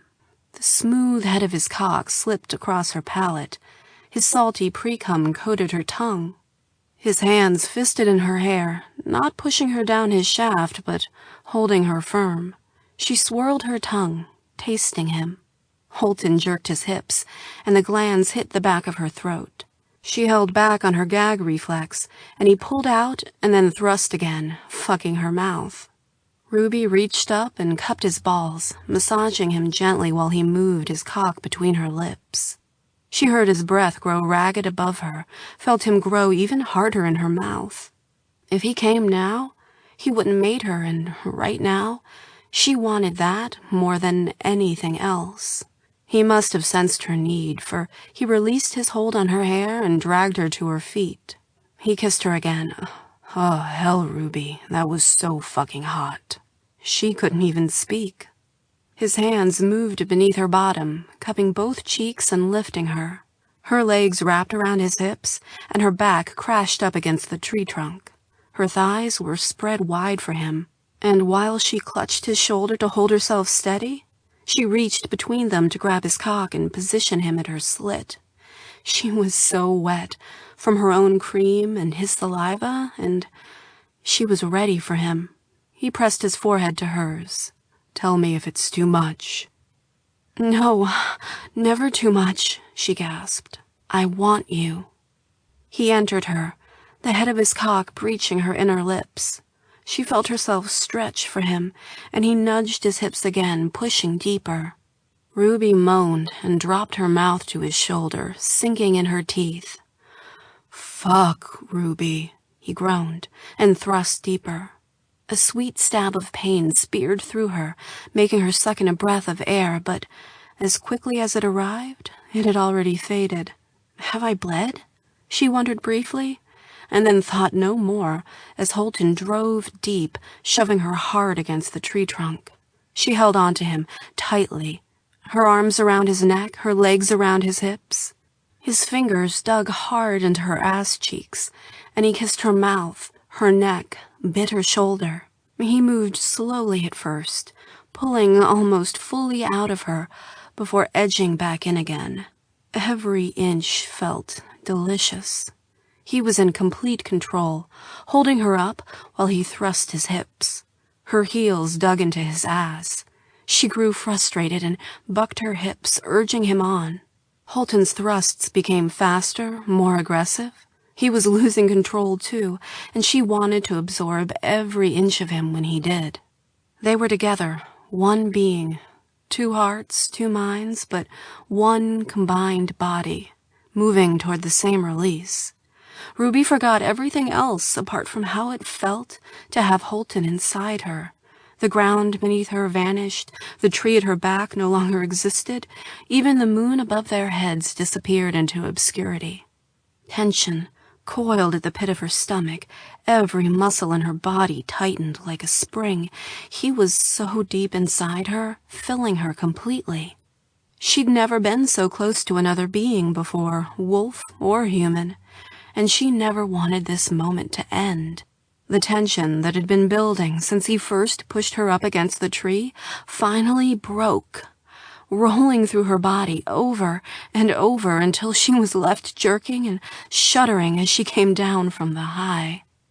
Holton was still hard inside her, and he'd held himself still while she'd come all over his cock, but he started moving again. Slow at first, but quickly growing faster. His hips slamming into hers, his hands still gripped her ass, and he used his hold on her to move her with him. She flung back her head and cried out as he came inside her, pumping her full of hot semen, letting out a growl of release as he did so. They clung to each other and slid to the ground. Her thighs were wet and sticky, but she didn't care. "I can't believe I waited so long to do that." He laughed and kissed her. "You were waiting for the right person, remember?" She thumbed him on the shoulder and noted the small red teeth marks pressed into his tanned skin. "Then you should have come to me sooner." "You weren't ready. You at 18, me at 26. You'd have thought I was a pervert." She smiled. "Maybe I was more the pervert at 18. He scooped her up close. "I bet you were, filthy bitch." She laughed, but his mouth over hers silenced her again. Suddenly, his lips froze against hers, and his whole body went rigid. He lifted his head. "What's wrong?" she said. Holton frowned. "We're not alone." Chapter 10. Holton held Ruby closer as he sensed movement around them in the forest. It came from all sides, slowly approaching. A rustling and the sound of numerous paws crunching on the forest floor. His nostrils flared as he tried to pick up the scent. Wolf. Definitely wolf. "We need to get up," he said softly to Ruby, dislodging her from his lap and gently pulling her to her feet. "What happened? They're here, aren't they, the strange wolves?" Holton frowned. "I'm not sure." "What do you mean?" Furry bodies broke through the tree line, bright yellow eyes glaring at them from the moon-cast shadows. Ruby's hand clutched his forearm, and he glanced down to see her staring up at him with wide, frightened eyes. He moved her slightly, positioning her so he stood with her just behind him, the tree trunk behind her, guarding her rear from the new arrivals. Ruby might say she didn't want or need protecting, but that didn't make him any less protective of her. He contemplated shifting, aware they were both naked and defenseless, but already he could see there were at least 4 wolves, and if he or Ruby shifted, it would mean a fight. At least if they remained human, for the moment anyway, they might be able to talk their way out of this situation. "What are we gonna do?" Ruby hissed from behind him. He touched her bare hip, hoping to give her some reassurance. "I haven't quite got that figured out yet." The wolves moved out of the darkness, surrounding them on all sides. As they got closer, Holton frowned. He recognized these wolves. What the hell was going on? A human figure broke through the trees, determination in his step, striding to come to a halt between 2 of the wolves. He heard Ruby's gasp of surprise. Gregory. Their alpha stood in boots, jeans, and a dress shirt rolled up at the sleeves. He glared at Holton and then at his niece. "Ruby, get the hell over here." "What is this?" Holton demanded, holding Ruby back with one hand, even though he didn't think for a moment that she would run to her uncle, especially as she was completely naked and had his semen still running down the inside of her thighs. "You're not supposed to be out here," said their alpha, still focused on Ruby. "What the fuck have you been doing, you little whore?" His word might as well have been a slap to her face, and Holton felt her jerk back. Then she recovered herself and leaned to one side so she could peer around his shoulder. "Nothing more than you wanted," she spat back. "You told me Holton was to be my mate, remember?" "I didn't want this," Gregory snarled. "What the fuck are you doing with him?" "No," she said, a slightly hysterical tone to her voice. "Then why did you tell the whole pack that we'd be mated?" "Making everyone think I wanted our families to be joined was a good way to cover my tracks. No one would suspect me then, would they?" "Suspect you of what?" "Of wanting this asshole dead." Ruby's body pressed closer to Holton's, and he reached back to hold her tight. A massive part of him wanted to jump in on this conversation, but he had a strong suspicion Ruby was more likely to get the truth out of her uncle than he was. "Why would you want Holton dead?" she said. "He's done nothing but support you." Gregory's upper lip curled. "Bullshit. As soon as he helped his sister run, I knew he was working against me." Ruby shook her head. "No, you're wrong. We're mated. We're meant to be." "He wants my position as Alpha, Ruby. That's the only reason he's with you now." He looked toward Holton. "Do you think I didn't see how you've been eyeing up my position since Alyssa ran off? I didn't get to be an Alpha by being a fool, Holton." Holton spoke up. "I've never taken you for a fool. A selfish, weak leader, perhaps, but never a fool." "Keep throwing those insults while you can, Holton," he replied. "You won't be surviving the night to throw any more." Holton straightened. "What the fuck are you talking about, Gregory? It's been agreed that you need to be taken care of. You're causing a rift in our pack, and that's going to be our downfall." Holton held back a laugh. "I'm the one causing the rift? I'm not the one trying to mate young girls so they run off to start packs of their own." "What do you call this with my niece, then?" "Ruby wanted this. We were to be mated, whether you commanded it or not. I've known for the last 2 years she is supposed to be my mate." Her surprised voice came from behind him. "You have?" "Yes, Ruby. I told you I knew you were to be my mate. I just wanted to wait for you to mature before we became a mated couple." "Well, you won't stay one," Gregory snarled. "You need to either leave or we are going to kill you." Holton took the moment to assess the wolves Gregory had brought with him. With surprise, he saw Joel's light gray fur among them. Surely his brother wouldn't be a part of this. Was this whole thing a setup to just get rid of him? Had Joel hoped that by getting rid of him it would leave the way open to Ruby? Something else occurred to him. What happened to the rogue wolves who attacked Chance? Gregory laughed. "I thought you were brighter than that. It was just a way of getting you out here, where I needed you to be." "Then who hurt Chance?" "He was collateral damage." Holton's eyebrows lifted. "You mean he was hurt by our pack?" "Don't worry, he'll heal, but if you don't do as I'm telling you, I'll make sure you don't." "I'm not going to let you force me out of the pack." "There are 5 of us against 1. What do you think you're going to do about it?" Ruby moved forward slightly to stand at Holton's side. "Against 2. It's 5 against 2. If you take him down, I'm going down with him." Gregory's eyes widened. "Don't be ridiculous. You didn't even want to be mated to Holton. You practically begged me not to let it happen." "A lot has changed since then, and we are mated now. The deed is done. We're one, and if you take him down or make him leave, then I go too." Gregory stared at her. "You wouldn't do that. You live for the pack." She nodded, and Holton heard the tears in her voice. "I did, but you're not giving me any choice." Gregory's head tilted slightly to one side. "Don't make me do this, Ruby. I love you, but I won't choose you over the pack." "I know that," she said, but her voice was almost a whisper. "Very well." Gregory raised his voice, addressing the wolves growling at his side. "Kill them both." Holton reached out and touched her hand. "Shift now, Ruby."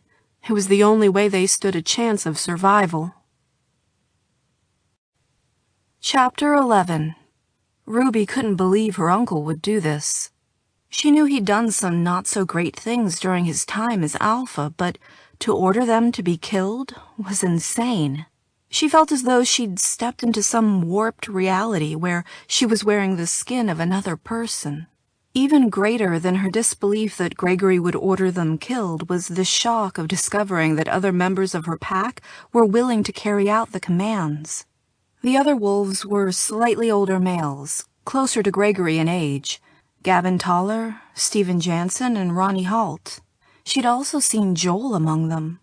Was he really willing to see her dead now that she wouldn't be his mate? She remembered what he'd said about killing Holton.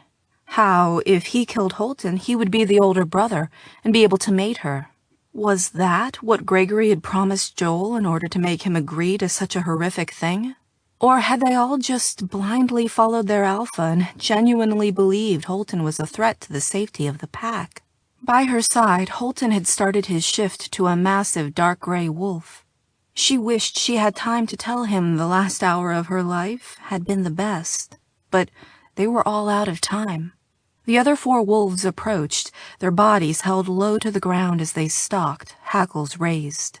Each of them growled, curling their upper lips to reveal the flash of white canines. Not thinking any longer, Ruby shifted to wolf, dropping to all 4s beside her mate, preparing for a fight to the death. She and Holton stood, shoulder to shoulder. The ridge of hair down both their spines stood on end, making them appear even larger. Growls issued from their barrel chests, and as the other wolves crept closer, the tension grew between them. Did they stand any chance of winning this, or at least escaping injured but alive? It was 5 against 2 if Gregory shifted. Holton was physically the most powerful, but she was the smallest, which reduced their chances even further.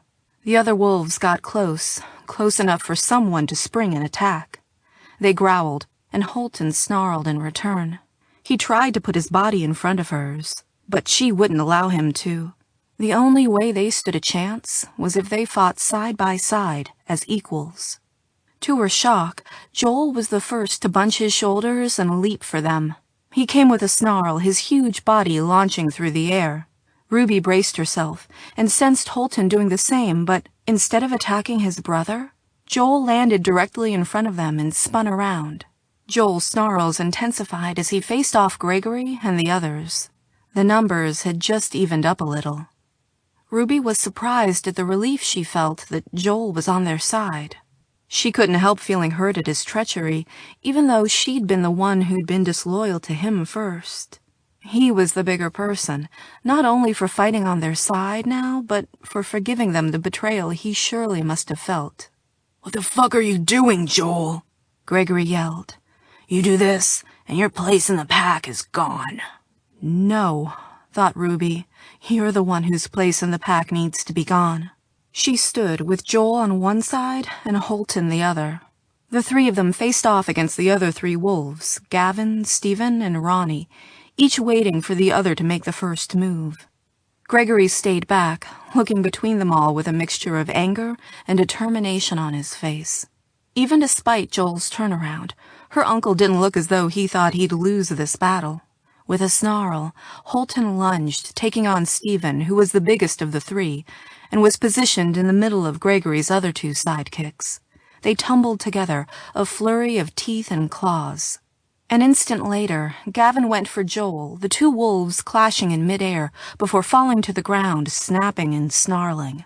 The racket of fighting drowned out all other sound in the forest. Roosting birds burst from the trees with a flurry and flapping of wings and a crash of leaves and branches. Ruby was left facing Ronnie. She didn't want to fight, but she was left with no choice. She'd always been insistent she could take care of herself. Now was her chance to prove it. Snarling, she attacked. She remembered how Holton had dealt with her earlier, going for her forelegs and underbelly to set her off balance. She sensed Ronnie holding back slightly, probably feeling awkward about fighting a female and also the niece of his alpha. No matter what Gregory said, but Ruby wasn't going to give him any string to hang her with. As she snapped at his throat, he must have realized he had no choice but to fight back. There was a blur of movement, both of them snapping at fur, trying to get a hold. His teeth closed around the scruff of her neck, but she whipped around and dislodged him. A high-pitched yelp and a whine came from somewhere beside her. She desperately prayed it didn't belong to either of the brothers, but she was too caught up in her own fight to check. Another snap was delivered by Ronnie's muzzle, and teeth tore through her shoulder. She gave a yelp of her own, but knew it couldn't slow her down. If she hesitated for even a second, she'd find her throat torn open rather than her shoulder. She managed to break apart from Ronnie, skittering away from him and trying not to let her tail go between her legs. She didn't want him to think she was submitting to him. Centering herself for attack once more, she managed to catch sight of the others. Holton had Stephen by the throat and was pinning him down to the ground. Joel and Gavin were still in a tussle, and she couldn't tell which of them was winning right now. She sensed Holton focusing his attention on her. He would want to help her, but if he let Stephen get back on his feet, he wouldn't be helping anyone. She'd taken her eye off Ronnie long enough for him to lunge at her again. She darted out of the way, so he tumbled past. He might have been bigger, but she was faster. She spun around, not wanting him behind her. He'd already righted himself and lunged back again, on the attack. They hit this time, and though she growled and bit, trying to wound him, she didn't seem to be able to get a hold. For the first time, she truly believed she might lose this, that she and Holton would never be able to start their lives as a mated pair together. Even if she survived, she'd never go back to her pack, and the only family she had had ordered her to die. She might lose it all. Chapter 12. With his heart in his throat, Holton saw Ruby struggling in her fight with Ronnie. He felt torn. He didn't want to kill the wolf he had pinned down, Stephen Jansen, despite the other shifter attacking them. But if he let him go, Stephen would attack them again. Perhaps the guy was an asshole, but if he was simply following his alpha's commands, Holton didn't know if that was something a wolf should die for. It was in their DNA, after all. With the exception of a handful of lone wolves, they were programmed to live within a chain of command. But if he had to choose between Stephen and Ruby, well, there was no choice. He tightened his jaws around the other wolf's throat, squeezing hard enough to put pressure on the windpipe, but not puncture the throat with his teeth. Beneath his tongue, he could still feel the other wolf's pulse thrumming, though it had slowed. Stephen's chest heaved in and out with labored breaths. Holton didn't think he'd be attacking back any time soon, and Ruby was in trouble. The sounds of the snarls were horrendous. He had to get in there and help. Holton released the other wolf's throat and turned his attention to Ruby. With a leap, he attacked Ronnie's rear end, sinking his teeth into his meaty rump. The older wolf howled and whipped around, releasing Ruby long enough for her to scurry out from under him. Gregory was starting to get nervous. He marched over to where Stephen still lay on the ground. "Fight, damn it!" he yelled at the fallen wolf, but Stephen didn't even respond. Outnumbered 2-1, Ronnie whimpered, his belly sinking to the ground. "What are you doing?" Gregory yelled, realizing Ronnie was giving up too. With his tail firmly tucked under his body, Ronnie turned and fled. Holton would have to deal with him later. He went to help his brother, Ruby at his side. Joel and Gavin's fight had been evenly matched, and they had both come off badly. A torn flap of skin hung above Joel's eye, and the other wolf's ear was ragged. But even though they were matched, now neither Ruby nor Holton had anyone else to fight. Gavin knew he would lose. In an act of submitting, he lowered himself to the floor, his tail curled between his legs. Joel gave him a final nip, and with a yelp, Gavin too took off into the forest. Slowly, Holton turned to Gregory. He hadn't wanted to do this, fight for the position of alpha. He'd hoped Gregory would eventually step down and Holton would be able to slip into his place with Ruby as alpha female at his side. But now, he knew it would come down to a physical challenge, and there was nothing he could do about it. At least he didn't have to worry about Ruby fighting now, but he knew that if he lost, both she and Joel would have to run. They'd never be able to go back to the pack if Gregory remained at its head. Gregory was big and strong, but so was Holton, and he had youth on his side. However, Gregory also had experience, And the fact that he was currently alpha also gave him confidence. Holton needed to win. He had no choice. Understanding what was happening, Gregory faced him. So this is it, huh? You're gonna betray me and try to take my position of alpha? Holton growled. You already betrayed me, he thought, but of course couldn't say. They had to fight this, wolf to wolf. Though he longed to lunge at Gregory in human form and tear the bastard's throat out, Holton respected the laws of their kind. He remained still, a low growl rumbling from his chest while the current alpha quickly stripped and shifted. As a wolf, Gregory was an impressive animal with a barreled chest and thick black fur, though his muzzle was now flecked with white.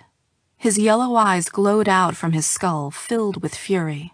Gregory hadn't thought his shifters would lose. Holton could tell. He'd believed this would all have been dealt with, and he'd have been able to go back to the pack and say Holton had been killed by strange wolves on their territory, the same wolves that were supposed to have hurt Chance. Holton hoped the fight with the other wolves hadn't drained too much of his strength.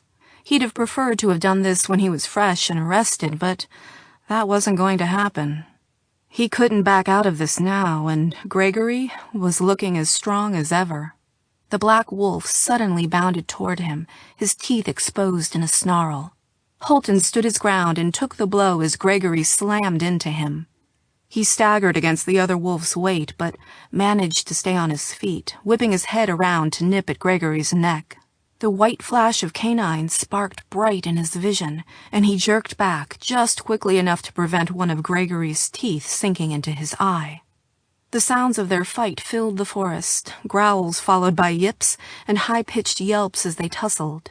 Holton managed to sink his teeth into Gregory's shoulder, but the current alpha easily dislodged him and fought back, the pain increasing his vigor. Gregory knocked him back, and Holton stumbled and landed on his side, the air chuffing out of his lungs as his ribs crunched. Pain shot through him, and he bit down to prevent himself from letting out a howl. Gregory spotted the moment and jumped for him, but Holton managed to roll out of the way and stagger back to all 4 feet. They faced each other again, both injured now. Gregory with a gash in his shoulder and limping slightly, him with bruised or possibly broken ribs. He tried not to think about where Ruby and Joel were, how they must be feeling. It must be so hard for them not to get involved, but no other wolf could interfere with his process. Once the challenge for Alpha had started, they couldn't step in, no matter how bad things were looking for either the Alpha or the Challenger. This would be seen to the end. Holton and Gregory went for one another again. The snarls were vicious, blood droplets and spittle flying as they battled, jaws locking. What would happen if neither of them won?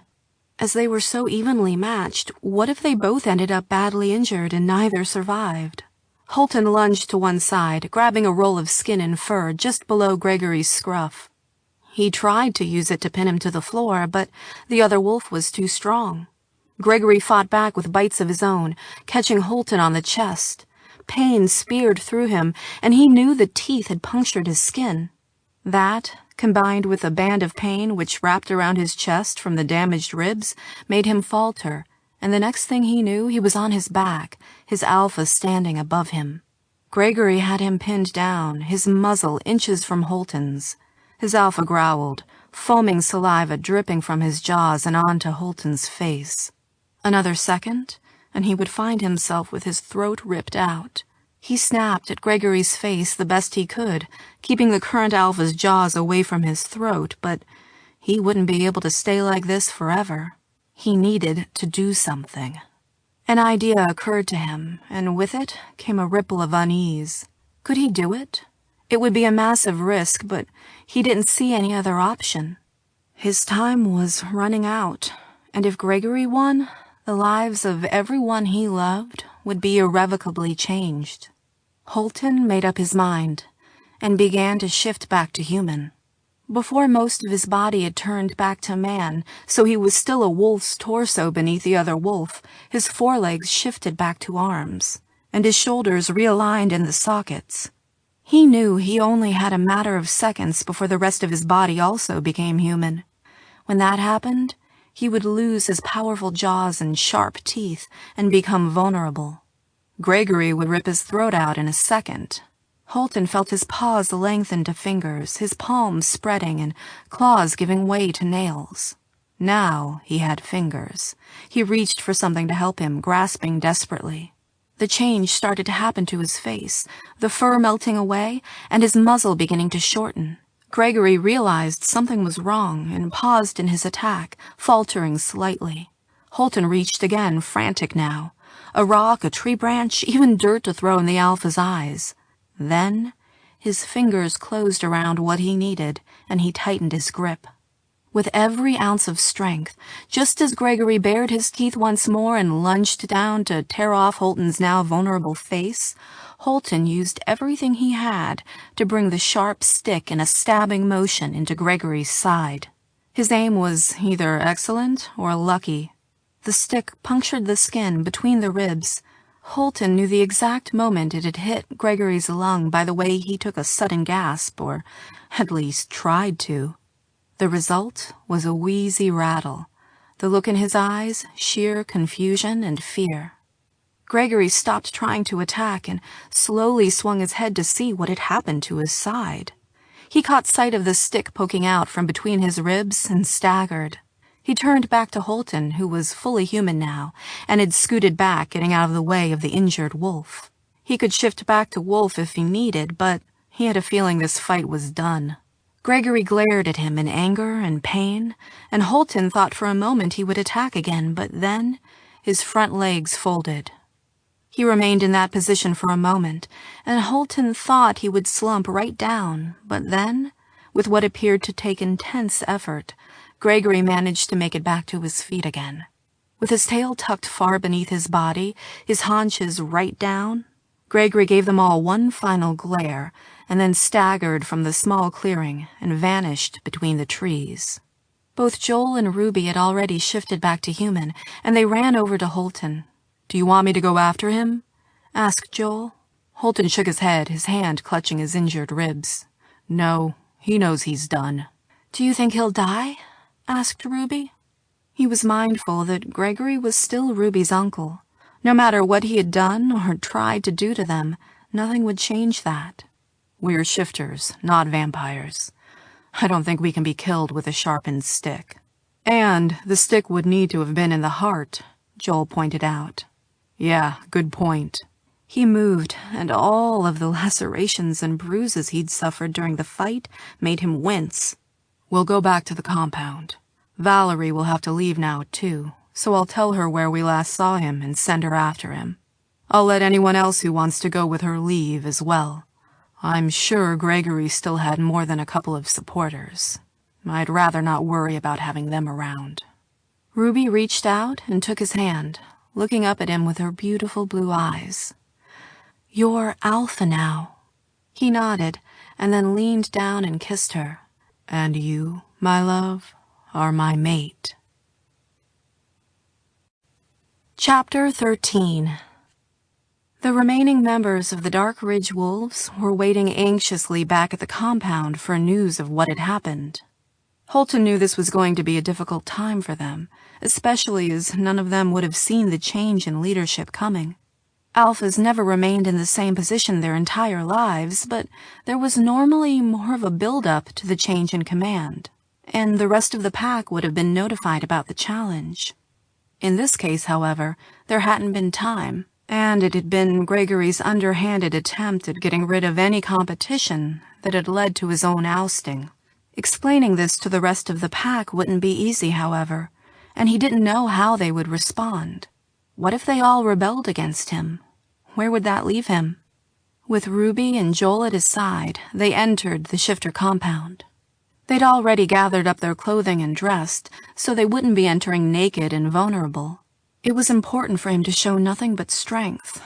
Word had started to spread that something had happened. Several other wolves had heard the howls and snarls from the forest, and as they didn't know the details, both tension and rumors had been running wild.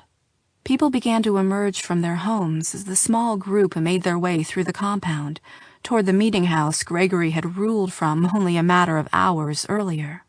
Did they sense it on him, the change in power?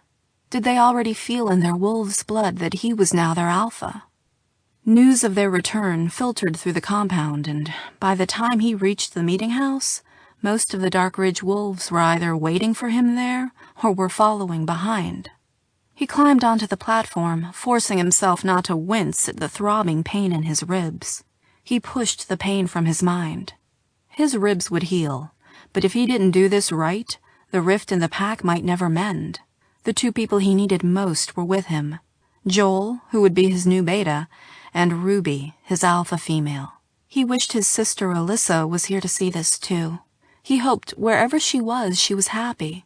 She could come home now if she wanted. He'd even accept her new mate as well, though he assumed if they'd set up a new pack of their own, with them as alpha and alpha female, they wouldn't be happy accepting a lower rank in a larger pack. With everyone gathered, Holton cleared his throat and addressed the pack. Many of you will be wondering what happened out in the forest tonight. I will keep this to the point. There were no outside shifters. That was a lie. Chance Nikolai was hurt by members of this pack after Gregory ordered it. The whole thing was a ruse to get me into the forest, so Gregory could frame the outsider shifters for killing me, when in fact he wanted me dead himself. A murmur rose up among the crowd, and he continued. Gregory saw me as a challenge, and he wanted to eradicate that challenge. He ordered me killed, and when my brother and Ruby took my side, he demanded they be killed too. I wasn't going to stand by and allow that to happen. Gregory was right to feel threatened by me. I challenged his position as alpha, and I won. He paused, looking across the crowd to see how the news would be taken. Would anyone confront him? He noticed a couple of the older male members slinking off at the back, no doubt going to grab their belongings and families so they could leave to find Gregory. That was fine. He didn't want others around who would cause him trouble. Valerie had also vanished by the time they got back. She must have sensed trouble, communicated with Gregory in the way only long-term mates could, and headed into the forest to find him. Holton wondered where they would go now. Someone spoke a word in the crowd, and it was picked up by another and another. It took a moment for Holton to understand what was being said, and then he realized what they were chanting. Alpha, Alpha, Alpha, Alpha. More and more people picked up the chant until they were all repeating the two syllables, growing louder and louder. By his side, Ruby stepped forward and took his hand. He had the final laugh. He had the position of alpha, he had the pack, and he had a Ruby. When everything died down, Ruby allowed Holton to take her back to his place. She guessed it was their place now they were mated, and she was the alpha female. That title still felt strange, as though it didn't belong to her. Earlier that day, she'd been the alpha's niece, and now she was the alpha's mate. Her head felt like it was spinning. She had an important position in the pack, a new mate and a new home. Though she was overjoyed to be mated to Holton and for them to be alphas of the pack, she couldn't help the melancholy that settled upon her shoulders. Perhaps she was just overwhelmed. So much had happened in the last couple of days, she'd been left reeling. Holton must have noticed she'd fallen quiet. Hey, are you okay? Just a bit overwhelmed, I think. Plus, I know Gregory was an asshole who tried to have us both killed, but he was still the only family I had left. It's weird to think he's not in the compound anymore. I think I'm just feeling a bit untethered. He took her hand and pulled her against him. You're bound to be, but we're family now, you and I. I know it hurts, but try to remember that. I'll treat you better than that son of a bitch ever did. She smiled and wrapped her arms around his neck, looking up into his face. I know you will. I'll get used to not having Gregory around. It wasn't as though he ever did anything special for me. I guess he was just the last connection I had to my mom and dad, and not having him here makes them feel further away too. Holton nodded, and lowered his head to press his forehead against hers. His long hair fell around her face, his dark eyes staring intensely into hers. I understand how it feels to suddenly not have your family around. I know losing Alyssa isn't the same as how you lost your parents, but that doesn't mean I don't miss her. Do you think your sister will come home now you're Alpha? He shrugged. I don't know. I don't even know where she is. They might have started a new pack by now, but I'll get everyone to keep their ears to the ground. Holton reached up and brushed her hair from her face, the backs of his fingers tracing down her cheek. You know, if it had all gone horribly wrong back there, I'd have done whatever I could to try to make it back to you. I would never have chosen the pack over you. She nodded and forced a smile. I know that. I'd have done the same. I always thought I'd put the pack before everything else, but you taught me differently. She thought for a moment and then said, What about now, though? You're Alpha and I'm Alpha female. We have to put the pack's needs at the forefront of everything. I'll always consider the pack, but you're my first priority, Ruby. Nothing else will come above you. Nothing. Her heart lifted. She'd always insisted she didn't need to be looked after, but perhaps it was okay to let someone else take care of her. Her mate. Her Alpha. This has been Wolf Torn, a paranormal shifter romance. The Dark Ridge Wolves, Book 2. Written by Marissa Farrar. Narrated by Juliana Solo. Copyright 2017 by Marissa Farrar. Production copyright 2017 by Marissa Farrar. Audible hopes you have enjoyed this program.